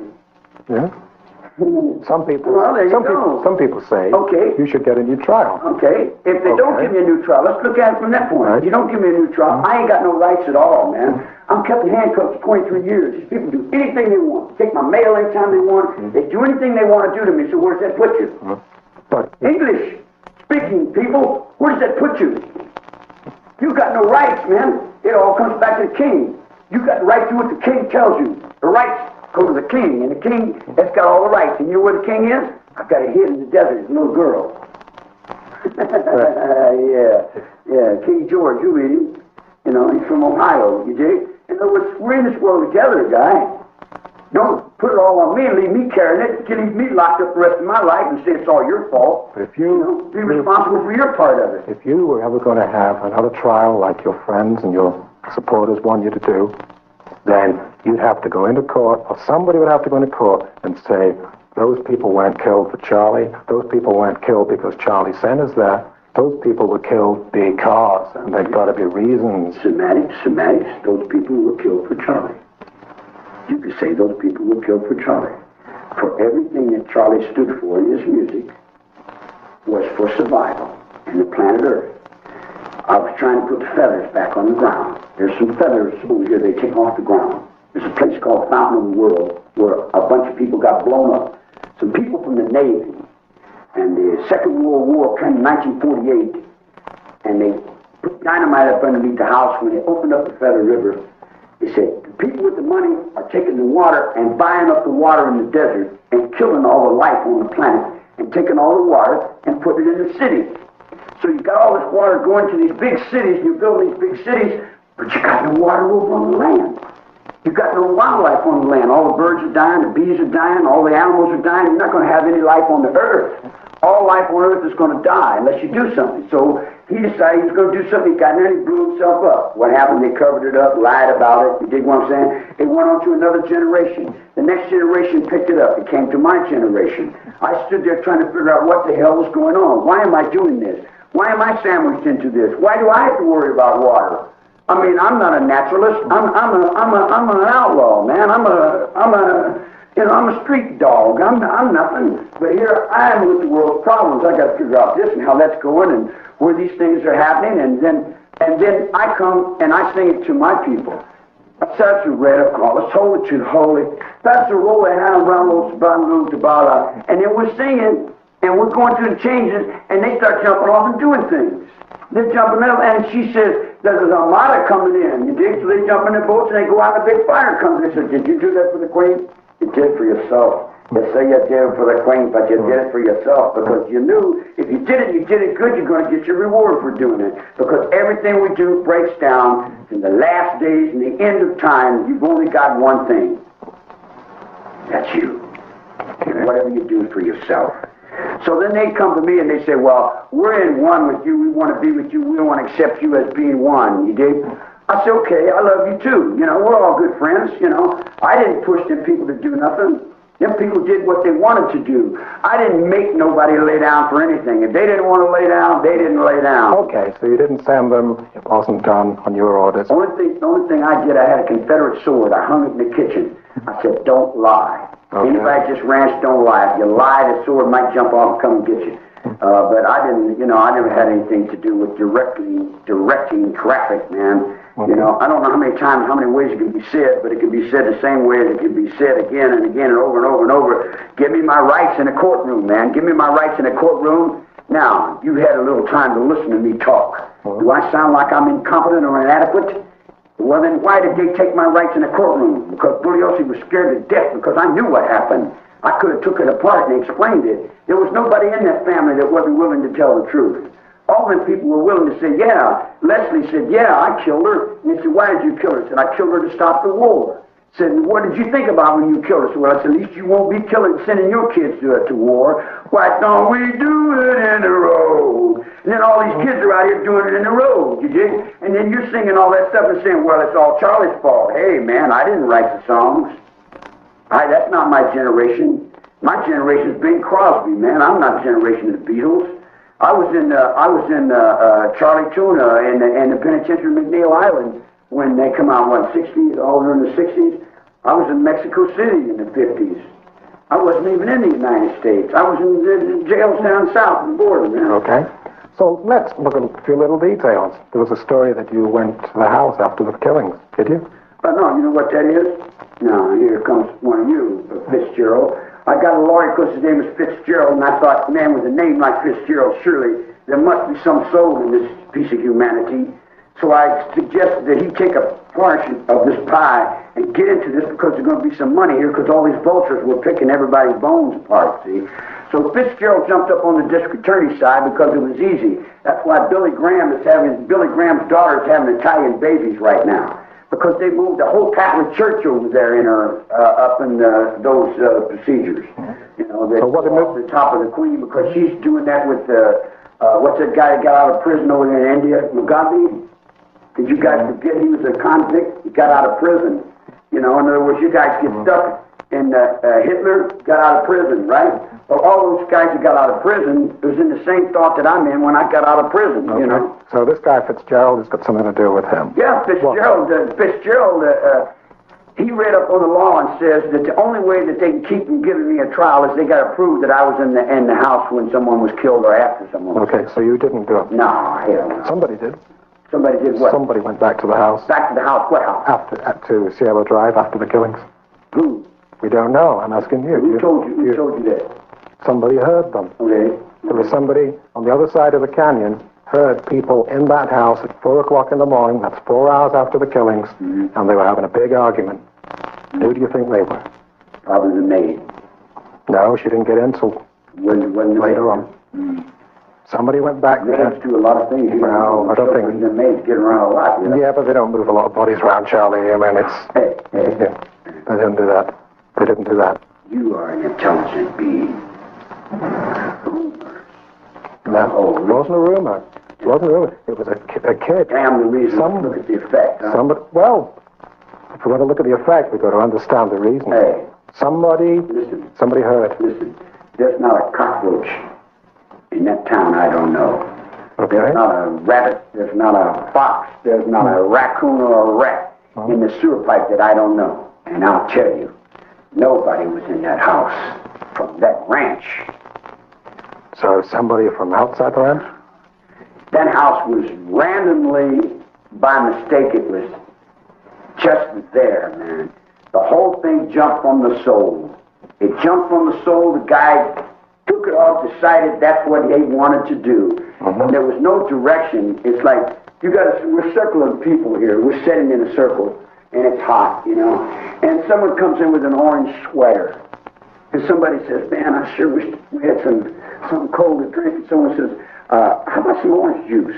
And someone says, all right, whose conspiracy is it to go get the orange juice? The guy with the orange sweater? The guy that said he was hot? The guy with the air conditioner? Or let's blame it on, who are we going to blame it on?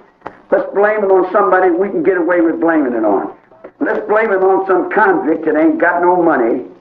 Let's blame it on somebody with no education. When Bugliosi seen me, I was custom fit for his ambition. When he got what he wanted, he moved New York City to Hollywood. He come up with Rambo and the dune buggy with the machine gun and the rat patrol, with the Russians and the black boxer coming off the helicopter pilot, him and Tom Selleck playing off that them Blackfeet Indians, playing all them other games coming down from another penitentiary. The whole thing is a playoff of crime. The whole thing is a playoff of the courtroom. The whole thing is a playoff of the children that get stuck in this game. This is what I want to end this up with. What I've got to tell you people is important to the life that you live. Well, I'll tell you, we want to hear all that. I mean, I don't want to sit here all day talking about the murders. I want to clear that out the way so we can talk about other things. There's more to you than that. But I tell you, there's all these people all over the world, when they hear your name, they just think, Sharon Tate. That's all they know about you. Okay. And so let's clear that, let's get this out of the way. Then empty the trash can and start. All right, okay, let's God is the beginning. Okay, let's do that. So you say... First it was beginning. Absolutely, okay. All right, so Berlioz, he comes along and dumps it on you.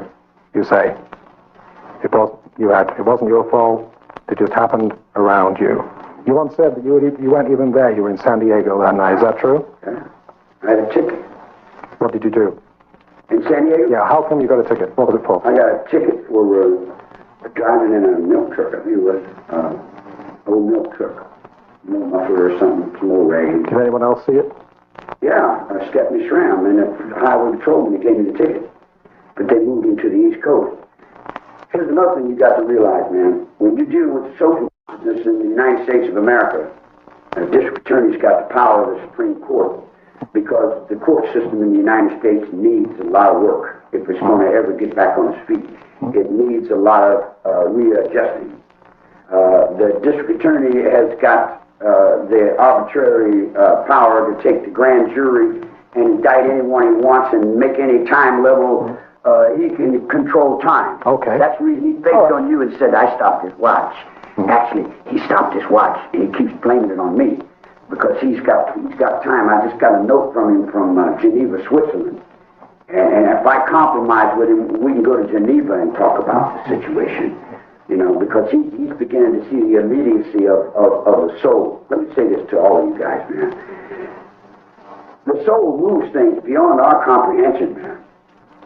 We can't blame one human being for the Second World War. We're going to keep blaming Hitler. Hitler was just one particular person that was picked up and thrown off into the world. Okay. You can't do that. But if one person goes and shoots another person or stabs another person, we can say, hey, he did that. Okay. Okay, that's what the law is about. Okay, well, just for the moment, we'll accept that you went there at the Tate House, you didn't order it. Okay, well, we'll buy that. Just for now. Keep laboring the same. Absolutely. Well, let's move on one notch, and you know where we're going. The next night. Now, you were there that night. You can't say you weren't there. I was there with at the LaBianca's house. Yeah. So, what happened there? Harold True lived next door to the LaBianca house. It's an upper class crash pad. It's an expensive house that a bunch of unexpensive people got together and rented so they can front and play expensive. And we would party there often with a lot of well-known people. And next door was an empty house. The Bianca house was an empty house. And what we used to do is when you meet a lady in this big, expensive place where everybody's wearing their finer scabbard and all that and stuff, and we just slip over under their heads, down the road, over in the center, an old raggedy couch in the Google room, and say, well, that's the little place that you party and you play on the little darkness side. Okay? Bianca had just moved in there. I had no idea those people were there. I walked right on in the place, man. Tex and I and some other people drove up to see Harold. We went up to the house. Harold was locked down. Nobody was there. We went over to the next pad. Boom! There were some people there. I said, whoop, I got to split. I'll see you guys later. Do-do-do-do. I went do-do-do-do-do. I was gone. So? The line with the broom. The line with the broom. I'm a crook, guy. So you... What you do with your claymore, it's up to you and your claymore. Okay. Just don't shake your thing at me. And I'm not shaking my thing at you. If you go and you decide to do that, that's on you. It's got nothing to do with me. I walk. So Tex goes in the house. Tex did what Tex did. Okay. And if you want to find out what Tex did, then you ask Tex. All right. Now, if Tex was in the same room, I would hold you and for Tex to tell the truth. And Tex would tell the truth. Oh. And he would tell you. A lot of people ask him, Yeah. and he won't say a thing. He won't, yeah, well, you know from that. You know from that where it's at. I'll tell you what you can tell me, though. Was Tex really close to you? Was Tex really what? Close to you? No.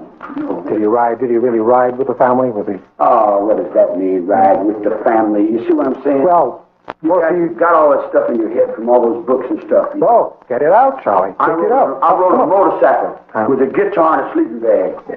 If you can keep up with me, okay. If you can't, then, don't get on my leg, man. Get down off my leg. I ain't got time for no rumpkins. You dig? In other words, I live fast, man. I move. I'm only going to be out of jail a few days, man. I may be out of jail 6 months. I may be out of jail 3. In other words, every time a guy gets out of jail, he's not moving on the same level that you guys live on, man. He's moving on. He's moving. He's moving faster. He's doing other things. In other words, like it's not the same. It's not the same world. It's an underworld. It's a subculture. It's a world where you live by your word or you die by your word. If your word's no good, you can't deal.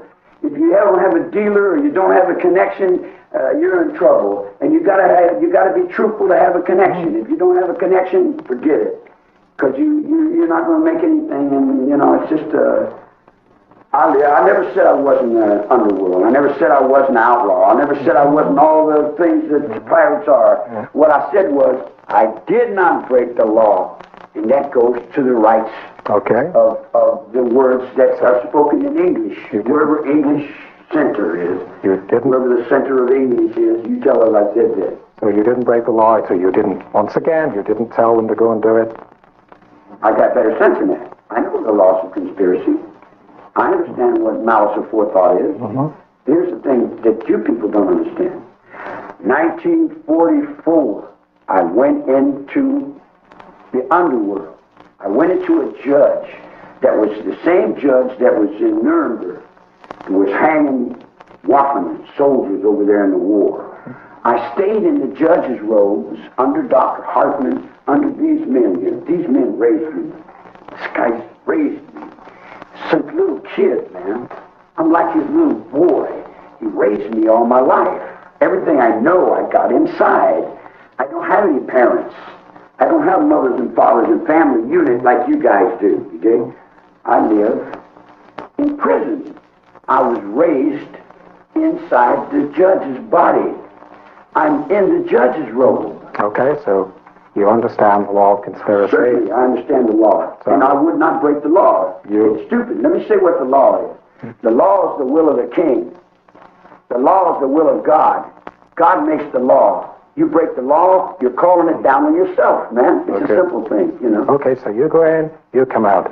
Tex goes in, bad things happen, we got to go ask Tex. I don't know whether you call him bad, whatever you call him, that's what you call him. Broadly speaking, killing people. I didn't call him bad. I didn't call him anything. All right, so that's your judgment. But it had nothing to do with you. I haven't made a judgment. I haven't got my robe yet. But nothing to do with you. But sure, everything has something to do with me. I'm responsible for everything, aren't you? And you knew the straight Satan. I knew everything. You knew the straight Satan. Certainly. Okay. Certainly I knew. And somebody said not so long ago that a relative of one of the people who was killed was the boyfriend of one of the... I run him off the road. One of the relatives of the people who were killed had a boyfriend who was a straight Satan. Yeah. Did you know that? Yeah. You knew about that? Yeah. Did you know it? Did you know it then? Let me say this. Yeah. I'm not saying I'm good. Yeah. Okay. Well, I'm not saying that I won't do what I have to do. All right. And I haven't done what I've done. But whatever I've done, I know. All right. So, okay, let's just deal with that tiny little thing. This guy is a straight Satan who's going out with this relative of one of the people who got killed. Did you know about that? Did you know it then? Barbianca was an Italian That's why they put Bugliosi in. I've been in the mafia since I was 17 years old with Frank Costello off the top of Lewisburg, Pennsylvania in 1952 when he was busted, when Luciano was deported from Batista from Cuba. And there was, when I tell you that I have been in the underworld since I was 10 years old, there isn't nobody in the underworld that I don't know. There isn't anything I don't know from here to Sicily. Okay. From here to the Popes, the reason he lost his seat. You know, we got 700 years of Italian popes, and we got a Polish KGB in there now. It was a different world now. So you knew of everything that happened? Everything that's happening in the penitentiary, you can't help but know. If you stay in the cell long enough, people come and go. You know, after a while, it's not too much that the guys here don't know, man. In other words, you got a cop in here, that cop knows everything. They got a star man, he knows everything that's going on. He knows what's in everybody's head, what's in your pocket, what's in the laundry, what's in the garbage truck. Ain't nothing, they don't miss anything. Okay. So these people have died on these 2 nights. Are you sorry about that? There you go. Just asking. Come on. It's a fair question. If somebody sends you in here for all these years, it's a question that's in everybody's mind. Is he sorry? Is he sorry? Oh. Well, let's say this. Am I honest? You know, I can say anything. I don't really know what sorry means. I've been sorry all my life. I was sorry I was born, is what my mother told me.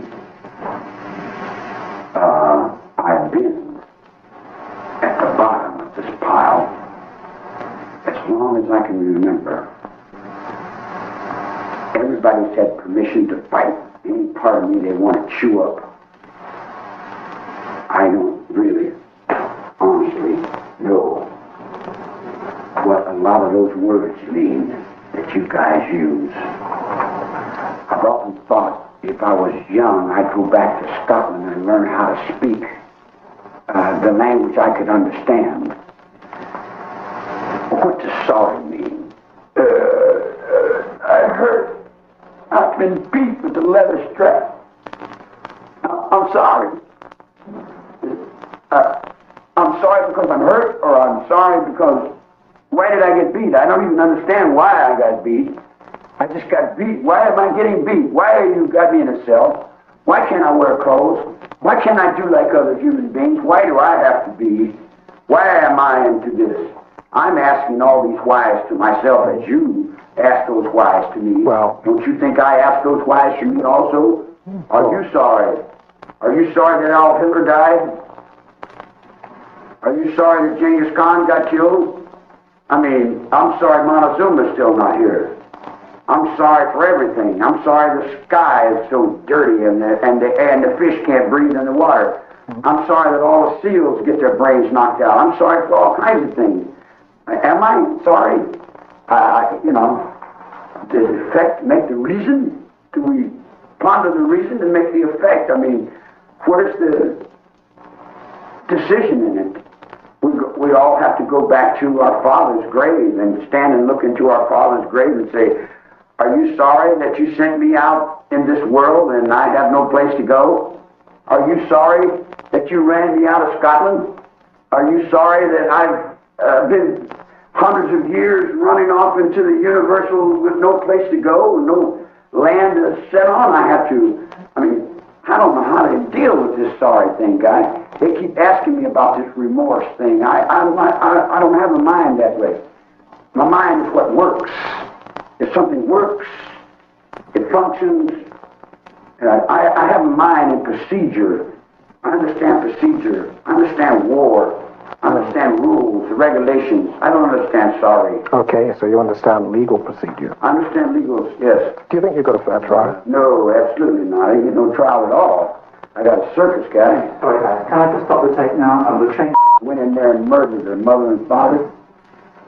And there's only one thing that holds them to attention. There's one thing that holds majesty. What holds majesty, Judy? What's held you all these years? What's held the English above everyone?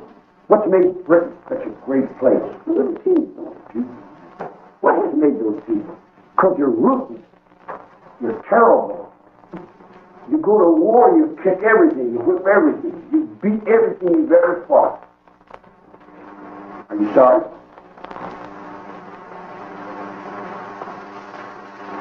You're sorry. All right. I don't need to answer. I really don't. Okay. I know this, I've been thrown in a position. I've been thrown in a position of world thought, thinking about it. And I've been in myself for a lot of years, considering, trying to see a way out from underneath. I didn't ask for this position. Well, He holds you down and deals you out a game of cards. And you say, I don't want to play. They said, you're going to play whether you want to play or not. You say, I don't want to play this game. They said, you're going to play. So I'm held down to play this game. I don't want this game. Do you realize, man, that if I go to court and I'm convicted for being a burglar, that I'm a burglar, it makes no difference whether I'm really a burglar or not. If the court says I'm a burglar, to all these people that run these places, I'm a burglar. They get their reality from the court. You know what I was convicted for in the court of the United States? I was convicted for being Jesus Christ. I was convicted for being the devil. I was convicted for being the leader.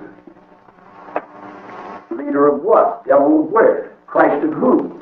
In other words, all these things fall down on me that I said this and I said that, and then everything I say will be open to interpretation and someone will take it one way, and then I'm on the horns of 1,000 dilemmas going with everybody's understanding in different directions, and then nobody's really sure, so as long as they keep me locked up and in handcuffs, then they can represent me, and then it makes them feel like they've got somebody important, so that makes them feel important.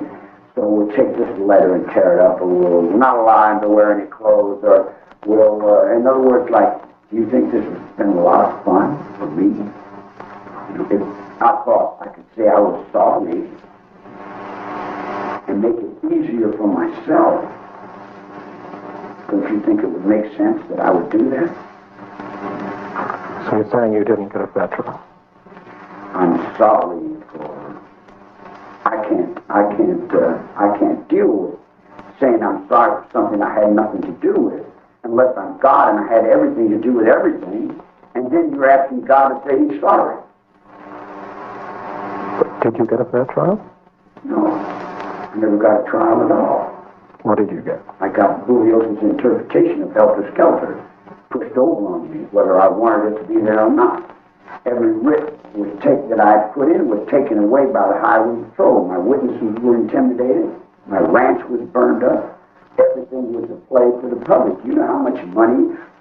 You're a press man. Let me ask you this. How much money does one headline make on UPI? For the whole world to listen to. How much money in one day? Don't know the answer. It's probably a lot of money. Yeah. So you can imagine what 2 years of press in Bulios in the office is making. We're talking about $50 million just on trial alone, not counting all the books. He sold 20 million copies of Helter Skelter at $17.50. That's a piece of change. That's not counting all the movie contracts and all his people that moved to Hollywood and how much he can do on the telephone and a newer law association. And then he puts a Rumpkin Irishman over there to guard his perspective towards his own ambition, his own how much he's made for his trip. You know, ask Bulios if he feels sorry, and he'll tell you quick. Oh, I feel sorry all the way to the bank. Ask the lawyers if they feel sorry for selling the transcripts to Japanese movie companies and how much money was made there. All over the world, they made money. Everything could be made money as long as Charlie was the cult leader of a family called Booby Soup and a Gondolamas and all that. Robert, yes, all of the other better, you know, I'm Robert Rambler. You know how the guys lock it up, Uncle, I'm just called poop. You know, I don't know how to say it, man. It don't fit in my mouth. So there's no truth in Leo's book? It's got names and numbers, right? He's got no motives, right? There's different motives for the different crimes. Now you're going to make one motive. Henry was killed for one reason. Shorty Shea was killed for another reason. Somebody else was killed for another reason, you know. Everybody, you know, there was, I knew of 8 or 10 more murders that he didn't even bring into court. And they said that I was responsible for all those murders too. You know, come on, man. I know some people that sold some bad dope in Santa Barbara and it was bumped off, you know. In other words, like I know people that are killed every day, you know. In other words, when you're in the underworld, you know what's going in and out of these jails all the time, man. You know, that's part of life in the underworld. That's part of what we are doing in the United States of crime, you know. But none of those people were killed to bring on Helter Skelter? That's big business, man. Big business. Helter Skelter is going beyond whether it is or it ain't. It doesn't, you know. Interpretation, man. Helter Skelter is what? Race war? How long has there been a race war? How long have we been in race war? How long have we been at war with races? Since we come out of the cave and you didn't like Irishmen? Did you think there was going to be a big race war, though? There was going to be... There's been a race war. All my life I've been in the middle of a race war. So it would have been a waste of time having people killed to start on them, wouldn't it? People killed? What people killed? The Jews killed in Nuremberg, or the Germans killed for you know, I mean, we're going to put a hat on this monkey, man. So let's just get it straight in black and white. These people weren't killed to bring on Helter Skelter on your command. Is that right? You didn't send them there to kill these people, or any people, to start a race war.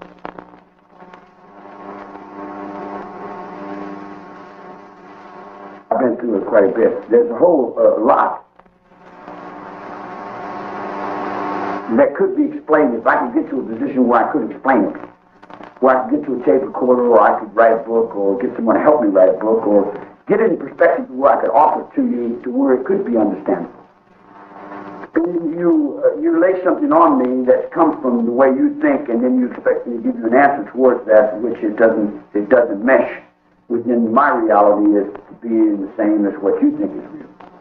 And then what you offer into the public's mind to analyze and justify, or whatever you push it around and create it with, is going to be something altogether in another perspective, which is, I imagine you'll do for the money more than the issue at hand. The issue at hand is really, the time is already done. The people that have done the time have already got old, and everything has moved on.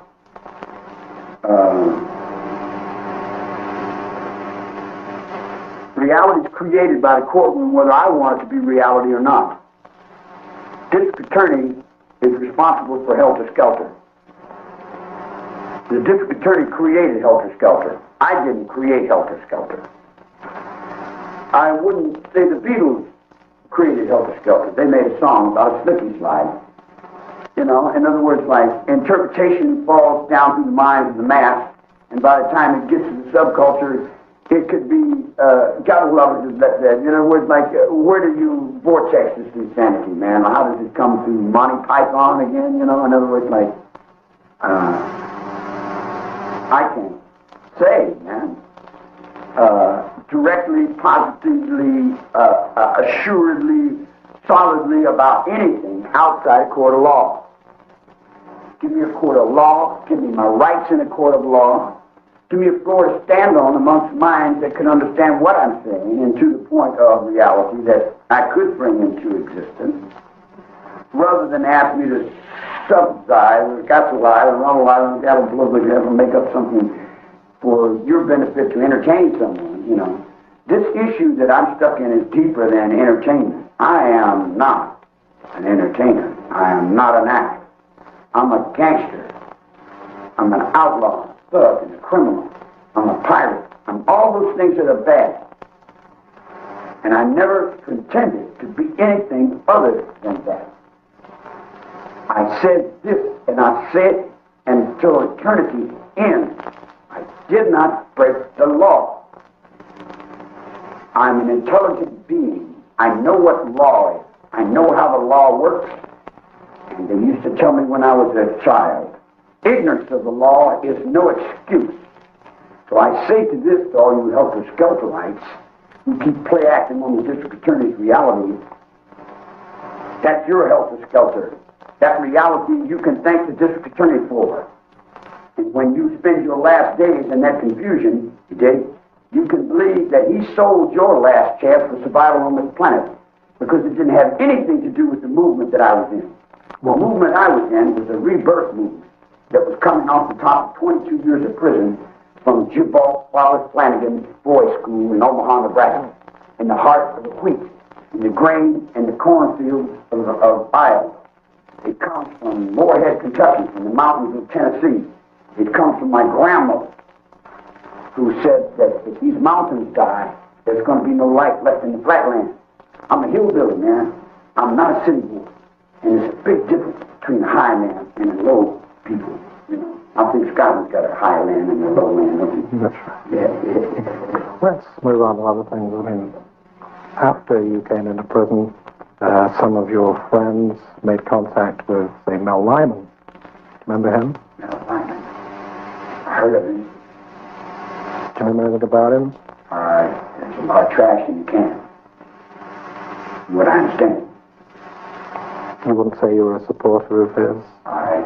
Mel Lyman, what is he? He's a leader or something? Well, they said he was leading another family and he was... You are. Yeah, I chopped up 9 hogs, and I'm going to chop up some more, you mother. I'm going to kill you as many as I can. I'm going to pile you up to the sky. I figured about 50 million. If I could get about 50 million of you, I might be able to save my trees and my air and my water and my wildlife. You want to kill 50 million people? Well, that's just a drop in the bucket to what's really coming. Welcome to the sick mind of a mass murderer, incapable of compassion, alienated all his life from normal society. He lives in a bizarre world of violent thought. I don't care about your society. The public's a bunch of assholes. When it comes down to it, they're for sale. They're bought. What do you care about, Joe? I care about life. But you care all about life. But you'll kill 50 million people. Oh, no, I hadn't say I would kill anything. I'm reaping the heads in thought. I'm Jesus Christ. Whether you want to accept it or not, I don't care. I got the thought. I'm reaping it in thought. In thought. It's a thought. You see what I'm saying? In other words, the whole world is in a thought. And I am in the thought of peace on earth. I want to know how you feel about the fact that you were the stuff of a nation's nightmare. For years, you were the personification of everything evil, everything rotten in this country. Yeah, you dumped it all off on me. I was your goat. Like many paranoid psychotics, Manson blends a martyr complex with the sick illusion that he alone is innocent in a guilty world. Now, What? we'll say that I am all these things that you think I am. Right. Wouldn't that be more fearful than letting me try to be a nice guy? Would you want to make me into those things? Would you want me to be, do you need someone like that in your world? That's your judgment now. The judgment you're making on this mirror, man, you got to carry. You want to make me a terrible, violent, no good, so-and-so, and roo-rah? When actually, in reality, I'm a deadhead, man. I've been dead since 1951. How'd you die? I died in the penitentiary in solitary confinement. Don't you understand I've been in jail since I was 9 years old? I've sat in that cell 18 years. If you sat in that cell 2 weeks, you'd be banging your head on the wall. Yeah. You know, so you come and live with yourself in a little old square box for 18 years with everybody getting down on you. And they haven't touched me, man, because I know what I did. I don't break laws. I make laws. I'm the lawmaker. I'm the one that laid the track down. I make the laws from here.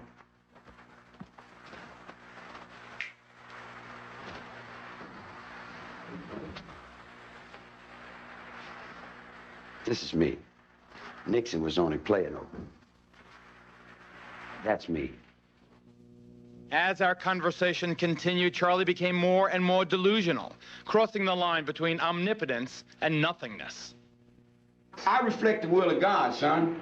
You can have anything I got. What God is that, Charlie? Yeah, the will of God. Whatever you want to call it, that up and down, down, against, down, down, down. You call it Jesus, call it Muhammad, call it booby baps, call it nuclear mine, call it blow the world up, call it your heart, call it whatever you want to call it. It's still music to me. It's there. It's the will of life. They crowd me and I got this little space. My life is bigger than this little space. I live in the desert. I live in the mountains, man. I'm big. My mind is big. But everybody's trying to crowd me down and push me down and make me into all these little things that they need me to be. And that's not me at all, man. That's not me. See, there's a reverse side of everything, too. There's a positive and a negative.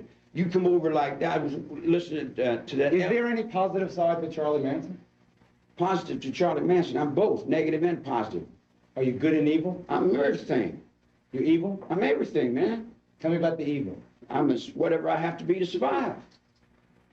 Would you do anything to survive? Well, what? I'm a human being. Not a job you'd give to anyone, then. Huh? Not a job you'd give to anyone. No, I wouldn't recommend it. Wouldn't recommend it. And the word you use, friend, that's a very loose term. That's a very hard word to understand and much harder to earn. I haven't really seen too much of that. There's some things that you've said and some things that your friends, whatever you want to call them, have said, which are your ideas, which a lot of people don't understand. Like, what do you think of black people?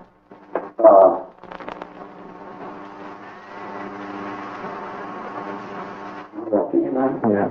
I don't think. A lot of people say you're a racist. Is that true? Yeah, I'm sure I'm a racist. Are we all? Aren't you? Tell me. Who you for? You for yourself? You break it on, peel it down. Who you got? Only one you. That's all you got. You got to be for that. You're not for you. Who else is? Is anyone else for you? Is anyone going to feed you? Who's got to feed you? Who's got to look out for you? So you must be a racist. You're for yourself. Now, come on, man. Racist. You know what a racist is? It's a game that people play in the streets. Hey, your defensive game. You don't like me? You think I'm ugly? You hate me? Okay, Mike. Let me get a couple bucks from you. I'm just upset, and I might just decide to just bust you up. You wouldn't mind helping a man with a pint of wine, would you? And would you see me in the street? I'd play up over you if I catch any fear in you, dig? And I'd say, well, get in your pocket and give me a couple quid, man. Come on, man, like help me out. You don't want to help me? And a little fear, and then a little kindness, little fear, a little kindness. You're a racist? You're a racist? I don't think so. Yeah, whatever. What is a racist, guy? You don't even know what it is. It's not in the dictionary. It's not even an English word, man. It's a game that you play on a street corner. Well, let's talk about the universal order. They use your name. Yeah, I started that. Yeah. They don't like black people. Do you? Yeah, I have no problem with black people. Oh. They don't like Jews. Yeah. Have you got a problem with Jews? Yeah, see, well, how long can we get into that? Like we bite off into that, man. We'd be chewing here all night. You take the simple thing, I'll run to you this way, man. I know. K-N-O-W-I-N-G, I know. You can't fake on me. Don't play that weak ass like you love somebody's shit to me, mister. When you're hungry and just one loaf of bread, I'm going to get it, and I'm going to eat it. And if you starve, I'm a racist. Or anything else you want to call me, but I'm going to survive. That's the way it's always been, and that's the way it'll always be. The strong survive, guy. Fall up underneath that bullshit game of knuckling down to somebody else's fear, wearing white hats, and playing games with other people's games. That's not going to work. That only works for someone else's game. Here's what it boils down to.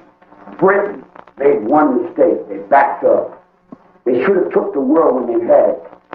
When you're backed up, now you've got no chance to take it. You go over and educate those Africans and give them guns. And then what did you have to do with the Mau Mau? You had to go over there and fight them. And why are you teaching those people to be just like you? And I say I hate you first. You're the first line in my hate. I hate all white people. White people are rotten. And black people are just like them. Because you've made them just exactly like you. They walk like you, they talk like you, everything they do is like you. They want to be you so much. They love your woman more than you do. They know your mind better than you. They wear your clothes. They've even learned to wear your shoes. You take them out of the jungle and you want to make them into a man. Why couldn't they be left to be God? Why do you want to make them to a man? In the jungle, they were God.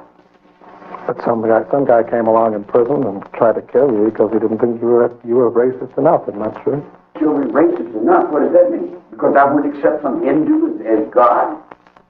My Father in heaven is my Father in heaven, man. Just like every man's Father in heaven is his Father in heaven, man. Someone put rat poison in you.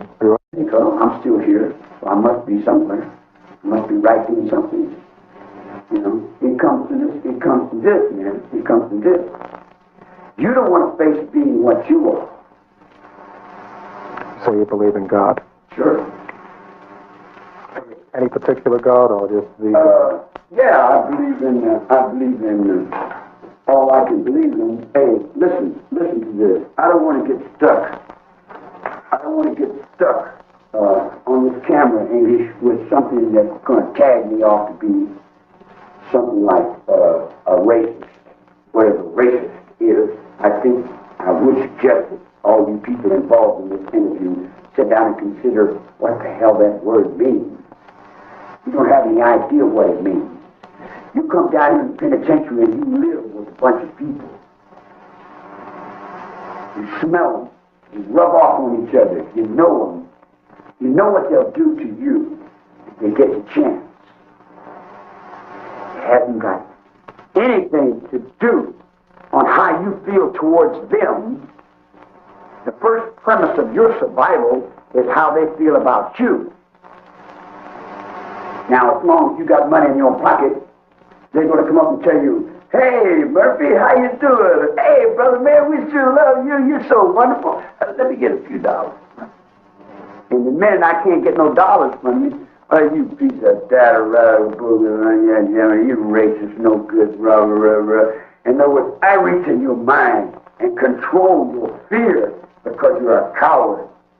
And as long as I can reach in your mind and control your fear because you're a coward, I'm going to play any game I can play on you all the way to the White House. And then when I take over, I'm going to laugh and say, "You were a bunch of weak people. I don't see how you made it this far."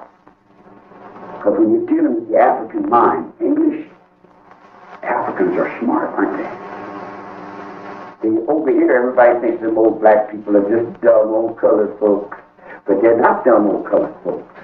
They're very smart. They're very aware. And their capacity for fear is 3 times what yours is. You go to any colored man on the tier and ask him what's the license number on a garbage truck. He knows everything. He knows everything that's going on. Why can't he be responsible for helter skelter? Why don't we call him over and ask him if he's standing on the moon with Charlie, or if he's sorry about a lot of people getting killed? Because in the world we live in, people are killed all day long. And I was raised up in a black world, standing on the moon for a nickel on a phone call in the hills of Kentucky. I wasn't raised up on a white supremacist level to where my father drives a nice automobile. I was raised up in the gutter, man, where survival comes when you find out you ain't got no friends, tramp. You got the king on the road, you got the tramp and the garbage, and you got the bum with his hand out, you know. In other words, like, it's not like you think it is. So you start universal order. I guess that makes you a revolutionary. Sure, all the way. I'm totally revolutionary. Certainly. I've been a revolutionary all my life. Sure. So what would you change? Huh? What would you change? That's what I want to get my little segment in. Whenever you give me a chance. Okay, we'll come to that. I'll change everything. Okay. One world, one government, one mind. We'll come to that. One God. Okay. One everything. Why do you think everyone blames all these other murders on you and all these other craziness? It doesn't matter. Some people say that you were involved in Son of Sam and all sorts of stuff. Certainly. Yes, sir. All right. Like the king. The king stands up and he wears a green feather in his hat. Okay. So everybody gets a green feather. What makes a diamond worth something? The diamond is only worth something because the king wore it. what makes Jews worth anything, only because they came and picked it up. But some people say you're sitting here in the corner of sort of empire of crime, and you're dictating all these crimes all over the world. I take advantage of anything I can. I totally take advantage of any situation that I'm thrown into for myself, completely, and honestly, and legally. I'm trying to change the system within. One guy even called another guy Manson number 2. Yeah, there's a whole lot of progression. Do you know about that? Oh, sure. We're all following somebody else. I'm following the guy in front of me. You know, you come up with a good idea, I'll follow it. You know, like if it's something good and it works for me, I'm going to use it. You know. And Manson number 2 was supposed to be a guy called Bill Mensa. Did you ever know him?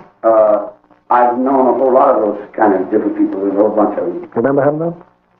Yeah, vaguely. Yeah, I remember something like that. And but you got to realize, man, there's an awful lot of people involved in this thing. You know, and then we have to deal with Spanish too. There's a whole Spanish arm of this revolution. We're trying to save our water and our air. And from here to General Noriega. You remember General Noriega? But you say that you want to change the world for the better, you want to clean up the environment. But most people out there don't think of you as an environmentalist. It doesn't matter what people think. They're jellyfish and they're paid. But you can't change their minds if that's all they think of you. Huh? But you can't change their minds if that's all they think of you. What does it matter? Because if you can't change people's minds, you can't change the world. Wait a minute. Oh, that you. Depends on what time zone you're in. You're still riding in a car. I'm over here on the stagecoach.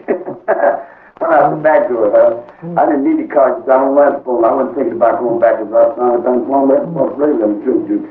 You know, like you're supposed to blow the wind over there. Might not even just gonna, you know, like I know all the trees blew over, you know, and you did me pretty wrong over there with that Groves pressing. You let them other guys come and print them books about me, Dick. It's like, it's not always you on a friendly basis. I don't really need to go back there because Scotty built a castle out there in the middle of the desert. You knew that, didn't you? You know, so I got my castle over here, so I live another asshole somewhere else. You know, I don't need to shit on the same direction all the time. I can do just about anything I need to do. But what I'm trying to do. But why do you think that instead of being known for your environmental ideas, how come everybody just thinks of you as being this big criminal? I wasn't looking to be known. Well, nobody writes fan mail to John Wayne Gacy. But they write it to you. Yeah, I know. But please try to understand this. Brian told you I had him, didn't he? I had his studio. I had his legs open. I had his surfboard. I had it. I looked at it and I said, this is not survival. There's no life here. This is all dead. This is all dead. I'm telling you. That's what I'm trying to explain to you. I come a long way. I come a long, long way. From Kilgore, from McLaughlin. I come from the hills of Kentucky, Tennessee, West Virginia, North Carolina. And the hills are dying. The mountains are dying. The water is dying. Yeah. That's, oh yeah, well, it's always been that way. You say, we're cutting 3 billion trees every day. Yeah, we know. But can you change that from here? Do you think public opinion is going to change it, or do you think if you just crucify maybe a couple 100,000, that would change it faster? Is that what you think? I think I wish Britain had not backed up. That's what I think. I think that the only way you're going to do it is you got to do it through strength. You got to have a strong hand to do it. You can't do it wishy-washy. You can't wish it done. You can't want it done. You got to stand up on it and do it. So what are you saying? Too many people? Yeah, way too many people. Too many people, and you're so far out of line with your own stink. You're in what you smell like. You're putting so much stuff in the water, man. You don't even realize how many tons and tons and tons of waste and paper and garbage and junk. You know, is the North Sea dying? Is the North Sea in trouble? Sure. Yeah. So we've got too many people. Well, how are you going to change the North Sea? By public opinion, by asking people, would you please help us change it? They're not going to send you $1. But what do you suggest? You say we've got too many people. What are you going to do? How are you going to get the numbers down? Okay, if I got biology, I'll just spray the people and let the bugs live. I get the bugs out of my garden. I get the people out of my bugs.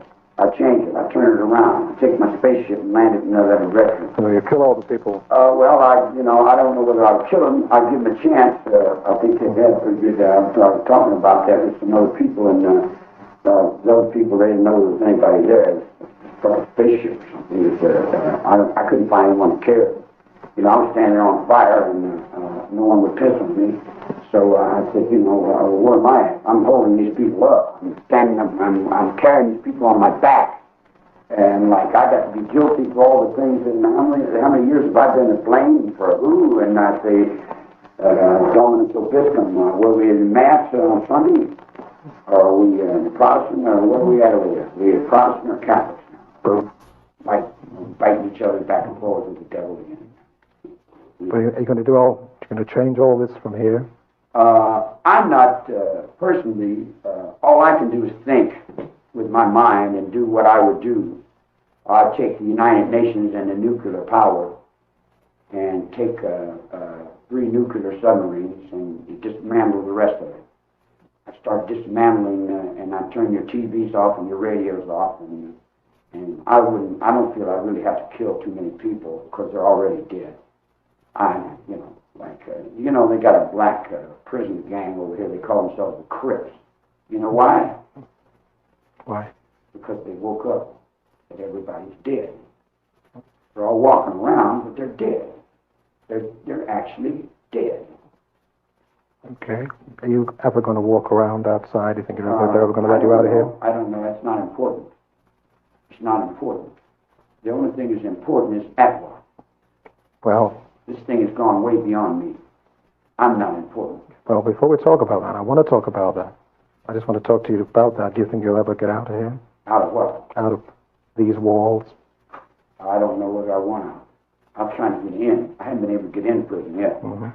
How about... I've been trying to get on the main line. I haven't been able to get on the main line. See, I was raised in prison, so prison is like my home. Mm-hmm. See, everybody else is thinking about getting out. When they're young, you want to get out and you want to run around. Well, I got out and I ran around. I was outside. I couldn't see too much out there anyway. Inside's another world. I'd like to get CC camps going, see? Mm-hmm. They got an inner farm, an inner thought in prison that if we could get it going inside, in a positive way inside. I remember when prison used to be self-sufficient, where they didn't need the outside. See, there's a lot to consider. There's a lot to consider, and it would take too long to run it all, man. So you don't really care if you get out or not? Huh? You don't really care if you get out or not? See, there you go. See, that's the reality in your mind. Okay, well, how about... If the door opens up and the guy takes the handcuffs off, I'll be gone. Okay. If that's called out, and you'll never see me again. How about Tex and the girls? Do you think they're going to go? Tex is Tex, man. I didn't know that guy that well anyway. I only met him a few times. He used to work on some trucks there at the ranch. How is the real Charles Manson different from the Manson that's portrayed in the media? I think I'm a little worse. You think so? In what way? Well, I'm more real than they say. They make me into being a lying phony. They make me into being subject to what other people think. I'm not really subject to other people's thinking. I'm subject to my grandfather and my grandmother and the Bible and the cross. I believe in Christ. I believe in the Bible. And I believe in my Father, who art in heaven. Hallowed be thy name. Thy kingdom come. Thy will be done on earth as it is in heaven. I am a child. Now I lay me down to sleep. I pray the Lord my soul to keep. And if I die before I wake, maybe I'll pick up peace. Since you brought it up, and it's not our intention to really rehash Tate LaBianca. That's not why we're here. But since you brought up religion and Christ, what do you think Christ would have thought about what went on in Sharon Tate's house and LaBianca's house? We all have Jesus within us. Did Tex Watson have Jesus within him while he was sticking a knife and a fork into Nina LaBianca? Tex didn't have any choice. Tex was trapped in his mother's mind. He had to do what he did. He was a slave to his upbringing? He was a slave to society. He had to do what he had to do because that's what he was thrown into. Mm-hmm. by the world he lived in. And like any convict will tell you, I walk the line. I keep a close watch on this heart of mine. I walk the line. I walk with Tex. But when Tex took out his knife and he went out for so-and-so, I said, excuse me, I got to go to the canteen and get myself an ice cream. I've walked that line all my life. I've walked that line in San Quentin and Folsom. I've walked that line in Leavenworth. I've walked that line in Alcatraz. I've walked that line all through the federal prison. When you walk a line in the penitentiary, if somebody's got a knife and they're headed for someone, the best thing you can do is tell them, look, man, I wouldn't do that if I was you. And if he says, I'm going to do it, then you say, okay, get out of his way. Because that's his life. It's got nothing to do with you. You seem to be suggesting that the Tex Watsons of the world, and I don't mean to just pick on him in particular, but anybody who does crimes, who kills people, who does horrible things, that they don't really have a choice, that they're the product of society. Do any of us have a choice? Well, I don't know. Do you believe in God? No, I don't. Eh? But You believe in yourself? well, I think, therefore I am. Okay. So, but what I'm wondering is, what about free will? I mean, does Tex Watson have no responsibility for himself? What about his free actions? will? What about free will? Well, what about free When I was from 10 to 21, I used to ask if I could have my rights. And they said, you're a juvenile, you don't have no rights. Get over and shut your mouth, boy. And then they'd hold me down on the sled and beat me till I couldn't walk. So, why can't I do that? So, turnabout's fair play. Oh, you got permission. You got permission to do it. You can do it to me. Well, I'm not interested in No, doing it. but no, I'm saying, that what you do to your children are going to raise up to do what? I mean, you get back what you put out. Is that right or wrong? If you don't believe in God, you believe in the balance of karma, the balance of your own will, the balance of what you know to be truth. Whatever you do is on you. You got to be judged by your God. Don't judge me, man, behind what text is. If you kill somebody, you killed yourself. Because if you live by that gun, and you live by that knife, and you kill by that gun, and you kill by that knife, then you got no turns coming at the bitch table if it's your turn to die by that gun and that knife. I play a lot of music. I play the kind of music that is beyond the music that you probably heard. The music I play is powerful, and it's frightening. And it's almost what someone would call demonish and devilish. It's almost as druids would be on the altar of. And I have a certain following that are committed to the world and the earth balance of what we call Atwa, the air, the water, the trees, and the animals.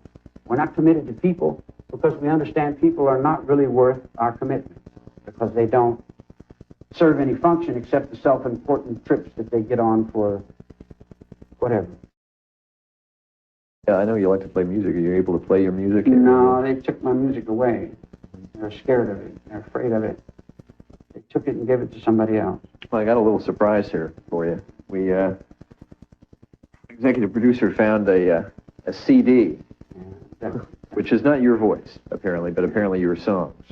And we took the liberty of bringing a little box here along so that you could hear. Let me explain. It's never been my thought to be anything other than what I am. I went to Hollywood because people wanted me to go there. And they would tell me, come over and do this because we got some acid. Or go over there and do that because there's some girl. And I would go and I would play, but when it came down to, I wouldn't breathe through that. I just got out of one prison. Why do I want to need to go through another? I got all the money I could use. I'm a mafioso. I'm a godfather in the underworld. I don't need no money. I don't got a job. I'm not in trade. I don't buy and sell things. You see what I'm saying? That particular album was made off a little old $7 tape recorder, and it was put together as a promotion angle for the guy who made $600,000-$700,000. My music is not on tape. Well, this apparently isn't you singing. Sandra Good talked to our producer yesterday and told us that this is actually somebody named Steve Grogan. Yeah. But I'll just give a little shot. I heard of him. Yeah. He used to call him the dog boy.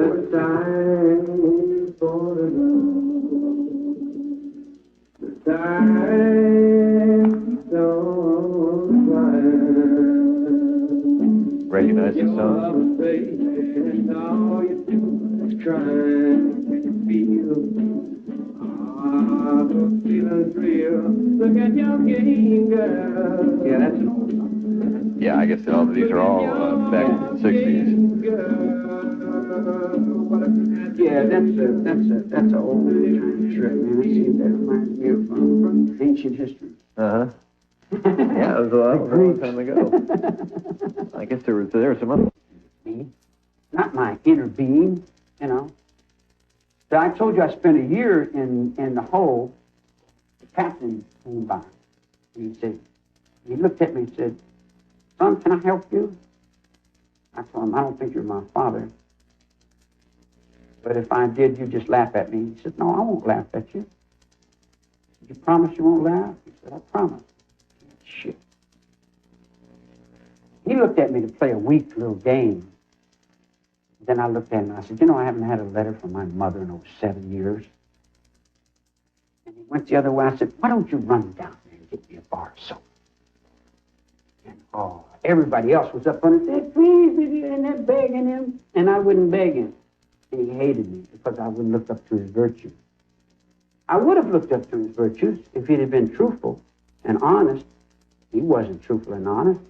He was playing this little face game. It's like, let me tell you something that you don't see. You go behind the church and you look at the preachers. They're playing with the Boy Scouts in the dark. And they're as nasty as anybody in the street. And they're without conscience and without morals. But then you pass through the door into the churches. "Oh, we're so much love. And we love you, and you're so wonderful." And I'm down at the bottom, standing in fire, faces on fire. And I'm thinking, why am I holding these people up? What's the key to morality for you? What's evil to you? I'm God to my friend, and a devil to my enemy. To my own and my family, I'm the warrior, the fighter, the biter, whatever I got to do or be to feed me. See all the puppies running for the dog food, running for the bowl. Well, I'm in the puppy, and I push all the other puppies, and I want some of the chow too. And I eat first. And if there's some left over, then I look out for what's next in order. Then I look out for my old lady because she's carrying my sleeping bag. You remember in 1969, the first thing I said? I'm not sure. To the public, I said, "Go ride a horse." Because that's where my mind was. You arrested me from the desert, and I'm out there with the horses. I'm not in the city with the automobiles. Automobiles are making the pollution that's killing us. I'm not living in the electricity world. I'm not living in TV. On a TV show, I only know one guy that owned a TV. And I would come down from the mountain into his living room, and I wouldn't want to go in his house because there was TV in it. He said, "Come on in. TV ain't going to bite you." He said, "I only watch one program." I said, "Which program's that?" It's a Star Trek. You watch TV here? Yeah, all the time. Yeah. You keep up with current events? Do you watch the news? And I don't watch them, all them little cheap, vicarious old women theater things. All they're doing is selling fear to them old witches, them old broads that live on that vicarious thrill. You watch them in the show, and they say, and he killed her, and he drove her down by the car, and they go, "Oh," you know, they're all just, you know, that's silly, man. It's really, that's another thing I'm mad at the whole society about. Your minds are all stuck in movies. You can't get to reality unless you go through a movie. You got to make 4 or 5 movies before you get to the reality of it. Everybody wants to be locked up, so they make movies up over my thoughts. They steal my thoughts, put microphones in my walls, they put them in my sink, they steal my letters, everything I do or say, it just becomes a Magnum P.I. on one hand, and Robert Conrad on the other, going in my, I'm a secret agent for the Rubelflam, the Banflams, and all that Robert Conrad damn to get off the road. Funds you get to let it get up to the public because it's the best phone wrong down. You see it? Mm-hmm. Yeah, oh, it's I got kind it. of creative in there. Yeah. Life? How can you give society rights when society don't give rights? Which rights do you think have been violated? I didn't even get to put on a defense. I never got to call one witness. When it came time for me to put on a defense, It became a political thing. Let me give you this real quick. The Catholic Church has been trying to turn this country into Catholic for years. They ride on the courtroom. The Protestant Church is the United States government. The Constitution was a covenant with the cross and the Bible. Freedom of religion was freedom of our religion. Freedom of the Protestant religion out from underneath King George to where the honest labor man, the man of the mountains and the hills and the guys in the hose, had entrance into the court. But when you cut me out of the courtroom, you didn't give me my rights in a courtroom. You tripped over yourself, Nixon. When you set a thought in your courtroom, that sets a reality in these men that hold the procedure. They are paid to hold that procedure in the will of the rules. The rules are the will of God. That's what the law is. It's there to protect everyone. What about Charlie? Are you going to give Charlie his rights? We can't give Charlie that courtroom. If we give him that courtroom, we got to give him the robe that goes with it, because Charlie knows more about what's going on in this world and country than we do, because it goes to this: sunshine. The father of our father went into war and in the grave that fought for our rights in this country.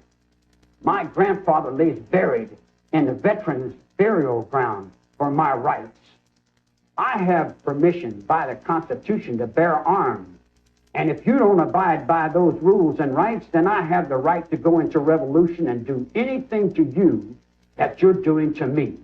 That's a revolutionary, universal law that comes from God. You consider yourself a revolutionary? Why, sure, definitely. Everybody's afraid to call me a political prisoner, and Amnesty International won't accept me.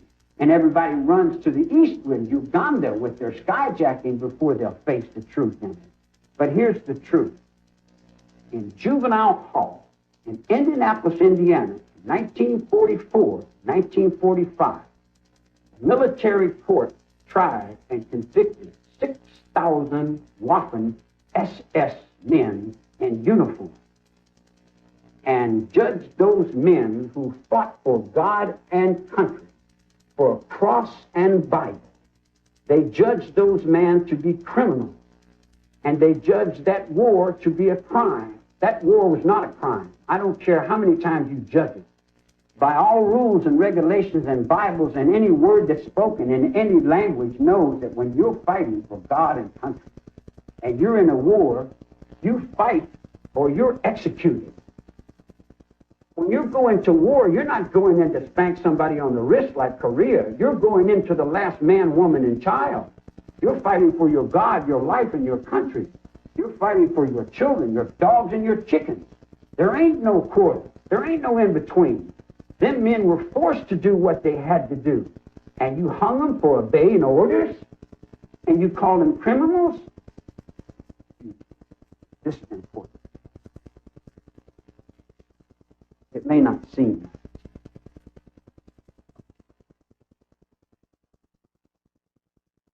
but it'll communicate thought to you later. Do you have a feeling at all about the death penalty? Sure, I've got lots of feelings. You guys think that we're criminals and we're bad guys, you know. I mean, but there is no such thing as criminals and bad guys. There's only what you make us do. You force me into a situation where I've got no choice, and I'm pushed and pulled in to do a whole kind of crazy things, and then you say, oh, he's crazy, he did all this, he's no good, and he's all these bad things. Because you need someone to be bad, because you got the brain of a chicken. You need someone to pick on, make you feel bad. And when you can put someone in the gas chamber, then you feel like you're doing all right. I say this: if my will be, and I be in my will, in the name of the Father and the Son and the Holy Ghost, I would let everybody out of prison that didn't want in prison. And then if I catch you breaking the law, I'll just shoot you. So I gather you do believe in the death penalty. If I want to punish you, as long as you're, yeah, you're if I want to administering it. punish you, wait a minute, listen. If I want to punish you, I'll beat you. But to use you for political and sell your blood, no, I couldn't do that, because I have morals and standards, and I would never break the law. Have you ever broken the law? Yeah, when I was young, and I didn't know the difference. So you know better now. I always say, yeah, I've been knowing better. That's what I told the judge. I'm dead, and I thought, man, no way in hell I'm going to step over that line. Only an idiot would break God's law. Do you know who your parents are? Yeah. Yeah. Have you ever? When was the last time you saw you? Saw my mother in the visiting room in McNeil Island. Yeah. That would have been back in the 50s. 62. Yeah. If you could get a message to them, what would you say to your parents? Same thing I've always said. Which is? Whatever they say. What do you think of your parents? I don't really judge that much. I don't judge people. Christ said, judge not. Kind of live by that. Yeah. A minute ago, though, you were talking about shooting people who broke the law, which would That's require God's will. a certain amount of... There's a difference. There's a difference. There's a difference. Yeah? There's a difference. What is the difference? The difference is that if you're not prepared to do that, then you shouldn't be representing the law. Yeah. Because in order to do that, you'd have to be willing to be shot. And you're willing to be shot? I follow God's law, sure. Yeah. That's why I'm here. That's why I've been through all the things I've been through. So I told the court, I did not break the law. Whatever I did not break the law. Because the law is truth. The law is justice. The law is the 14th Amendment. We're standing on 13. Let's look at 14 now. Give me my 14th Amendment, man. Give me my rights in a courtroom. Let me call my witnesses just like I'm supposed to have. Judge Keene took my pro per. And the very same person that snuck the writ in to get him to take my pro per, he signed a contract with to make movies. Pro per means? My right to defend myself, an assistance of counsel. I never got into that courtroom. They stood a lawyer in front of me and said, this is your lawyer. That's not my lawyer. That's your lawyer. No, it's your lawyer. I know he's not my lawyer. I'm my lawyer. According to the rules and regulations of this constitution, you know where my lawyer is? The lawyer that you gave me, not you, but the system gave me, is in the nut board. He's crazy. He's insane. He was insane the day you gave him to me. But you put him on me. There wasn't anything else I could do. I had to accept it. I said, well, I'll take you to get my pro per back. And he just kept lying, faking. And then when I knocked him down in the courtroom, they said I was bad. It's not fair. It's not right. It's not justice. It's not my rights. I heard your father on TV talk to the United Nations. And I listened to every word he said. And every word he said was as perfect as if God had said it himself. I said, now that he said it, who's going to enforce it? Who's going to make it so? We're all supposed to get rights. Well, then give me my rights. Crime. You've got to realize that crime is a war. And you're not going to win this war by fighting yourself. Because you're at war with your children. You've got abortion clinics cutting the babies out of your own daughters because you can't face that your daughters are being ripped off and taken and made pregnant when they don't want to be pregnant because you don't have the backbone in your own system to obey by your own rules and regulations. My old lady gets busted in San Francisco. The district attorney sends her a hand-shoe lawyer and says, if you work for me for a couple of nights, I'll go to bail. If the district attorney is pimping prostitutes, the governor's running the numbers racket out of his office, he's raffling off the souls of his very church. And then you come back to me with the welder's torch, burn up the evidence locker. And every crook in the United States knows that that $50 million of cocaine that come up missing from the vice squad didn't burn up. You're not bullshitting us. We see you. You want us to abide by rules and regulations, but who's making you abide by the rules and regulations? I drive down the road in a Rolls Royce and I'm smoking a joint of marijuana. Wait. I'm okay. I drive down the road in an old 1948 Chevrolet and I get swamped and stepped on, you know. How's that going to solve the problem of crime, though? Because the bigger crime is what's making the little crime. You got little crimes, you lock people up in jail, but you got the big people that are pushing all the little people. You got people that are leading you into captivity by saying, take a knife and change your clothes and go kill your mom and dad. And a bunch of kids raise up and they go kill their moms and dads, and then they say, oh, we all got haircuts and we're living in Wall Street. We didn't grow up. They didn't do no time. Jerry Rubin, A.B. Hoffman, they didn't do no time. Jane Fonda and Joan Baez, they didn't do no time. But they're awful quick to jump up and say, hey, kids, why don't we go over and do this? Hey, kids, why don't we go and do that? We blame Charlie for it, and it's all right. See? But crime comes into the living rooms of everyone. You've got to have a strong system. But in order for it to be a strong system, the system's got to be right, man. You can't fake it. You can't jump up and knock a bunch of people down and say, see how strong we are? That ain't gonna, that's not going to do it. You got to be right. You got to finesse it. You got to have a one world government. You got to have a one world court. There can be no place in the world that you can get away.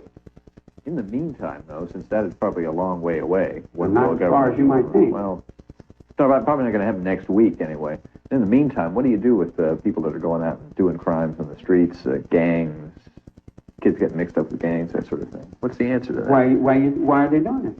Well, why are they doing it? You just said that they're being pushed from above societies to blame. They're being raised to do it. Yeah. You got a baby laying on the floor, radio singing, baby, won't you light my fire? Baby, won't you light my fire? And his mother comes in and says, you little firebug, I'll take you play with matches again. You know what's going to happen to you now? You get over there and shut your mouth. You're going to mouth enough. You're going to end up in the penitentiary. You watch me. Get over there. And then the little kid goes going little lights of fuse, going up and he's bounced on and running out in the street, and he gets more truth from a dope dealer than he can to people that are telling him not to deal with dope. You've got, you talked a little bit about children. You've got some children, I think 3 children? A bunch of them. I got a whole bunch I don't talk about. What do you want them to think of their father?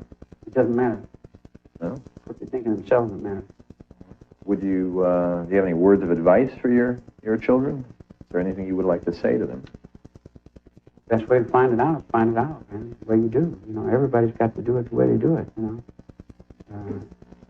As your father let you be yourself. Mm-hmm. That's pretty much the same. Yeah, that doesn't mean he doesn't give me some advice. Well, sure, if you ask for it, if it's valid, if I'm in a position to help someone, I'll do the best I can. But if I'm not in a position to do all that, then I have to take the position I'm in. I'm in a down position, so I take the down position. But I have all of my people and all of my friends and everybody I've ever met in good esteem. I judge no one. It's everyone's judging me. If you're looking at everybody judging me as being bad, I know what I am. I'd like to get out. If I got out, what would these people do? They wouldn't have any minds. Is that what you're going to tell the parole board when you go? Probably. I don't think I would manage to go to parole. It wouldn't go to parole for what? I mean, there's nobody there, man. Not really. So the district attorney's been following me around for 25 years, telling everybody he's a blah. He don't even know what he's talking about. I mean. You going to go to your hearing in February? I doubt it. You won't even show up for it? I don't know. It depends on the vibration. It depends on everything. Just everything. I have to depend on what these guys want. I have to depend on all kinds of things. I may be on 4-point restraint tomorrow. They just took me off 4-point restraint, 2 months ago? A couple months ago, they took me off that thing. They may tie it down with all fours on some other thing. I have to uphold things you don't even have to think. Well, what would you, if you do go to your parole board hearing, what are you going to tell them? I might run for president. Yeah. Well, we'll be waiting. We'll be holding our breath for that.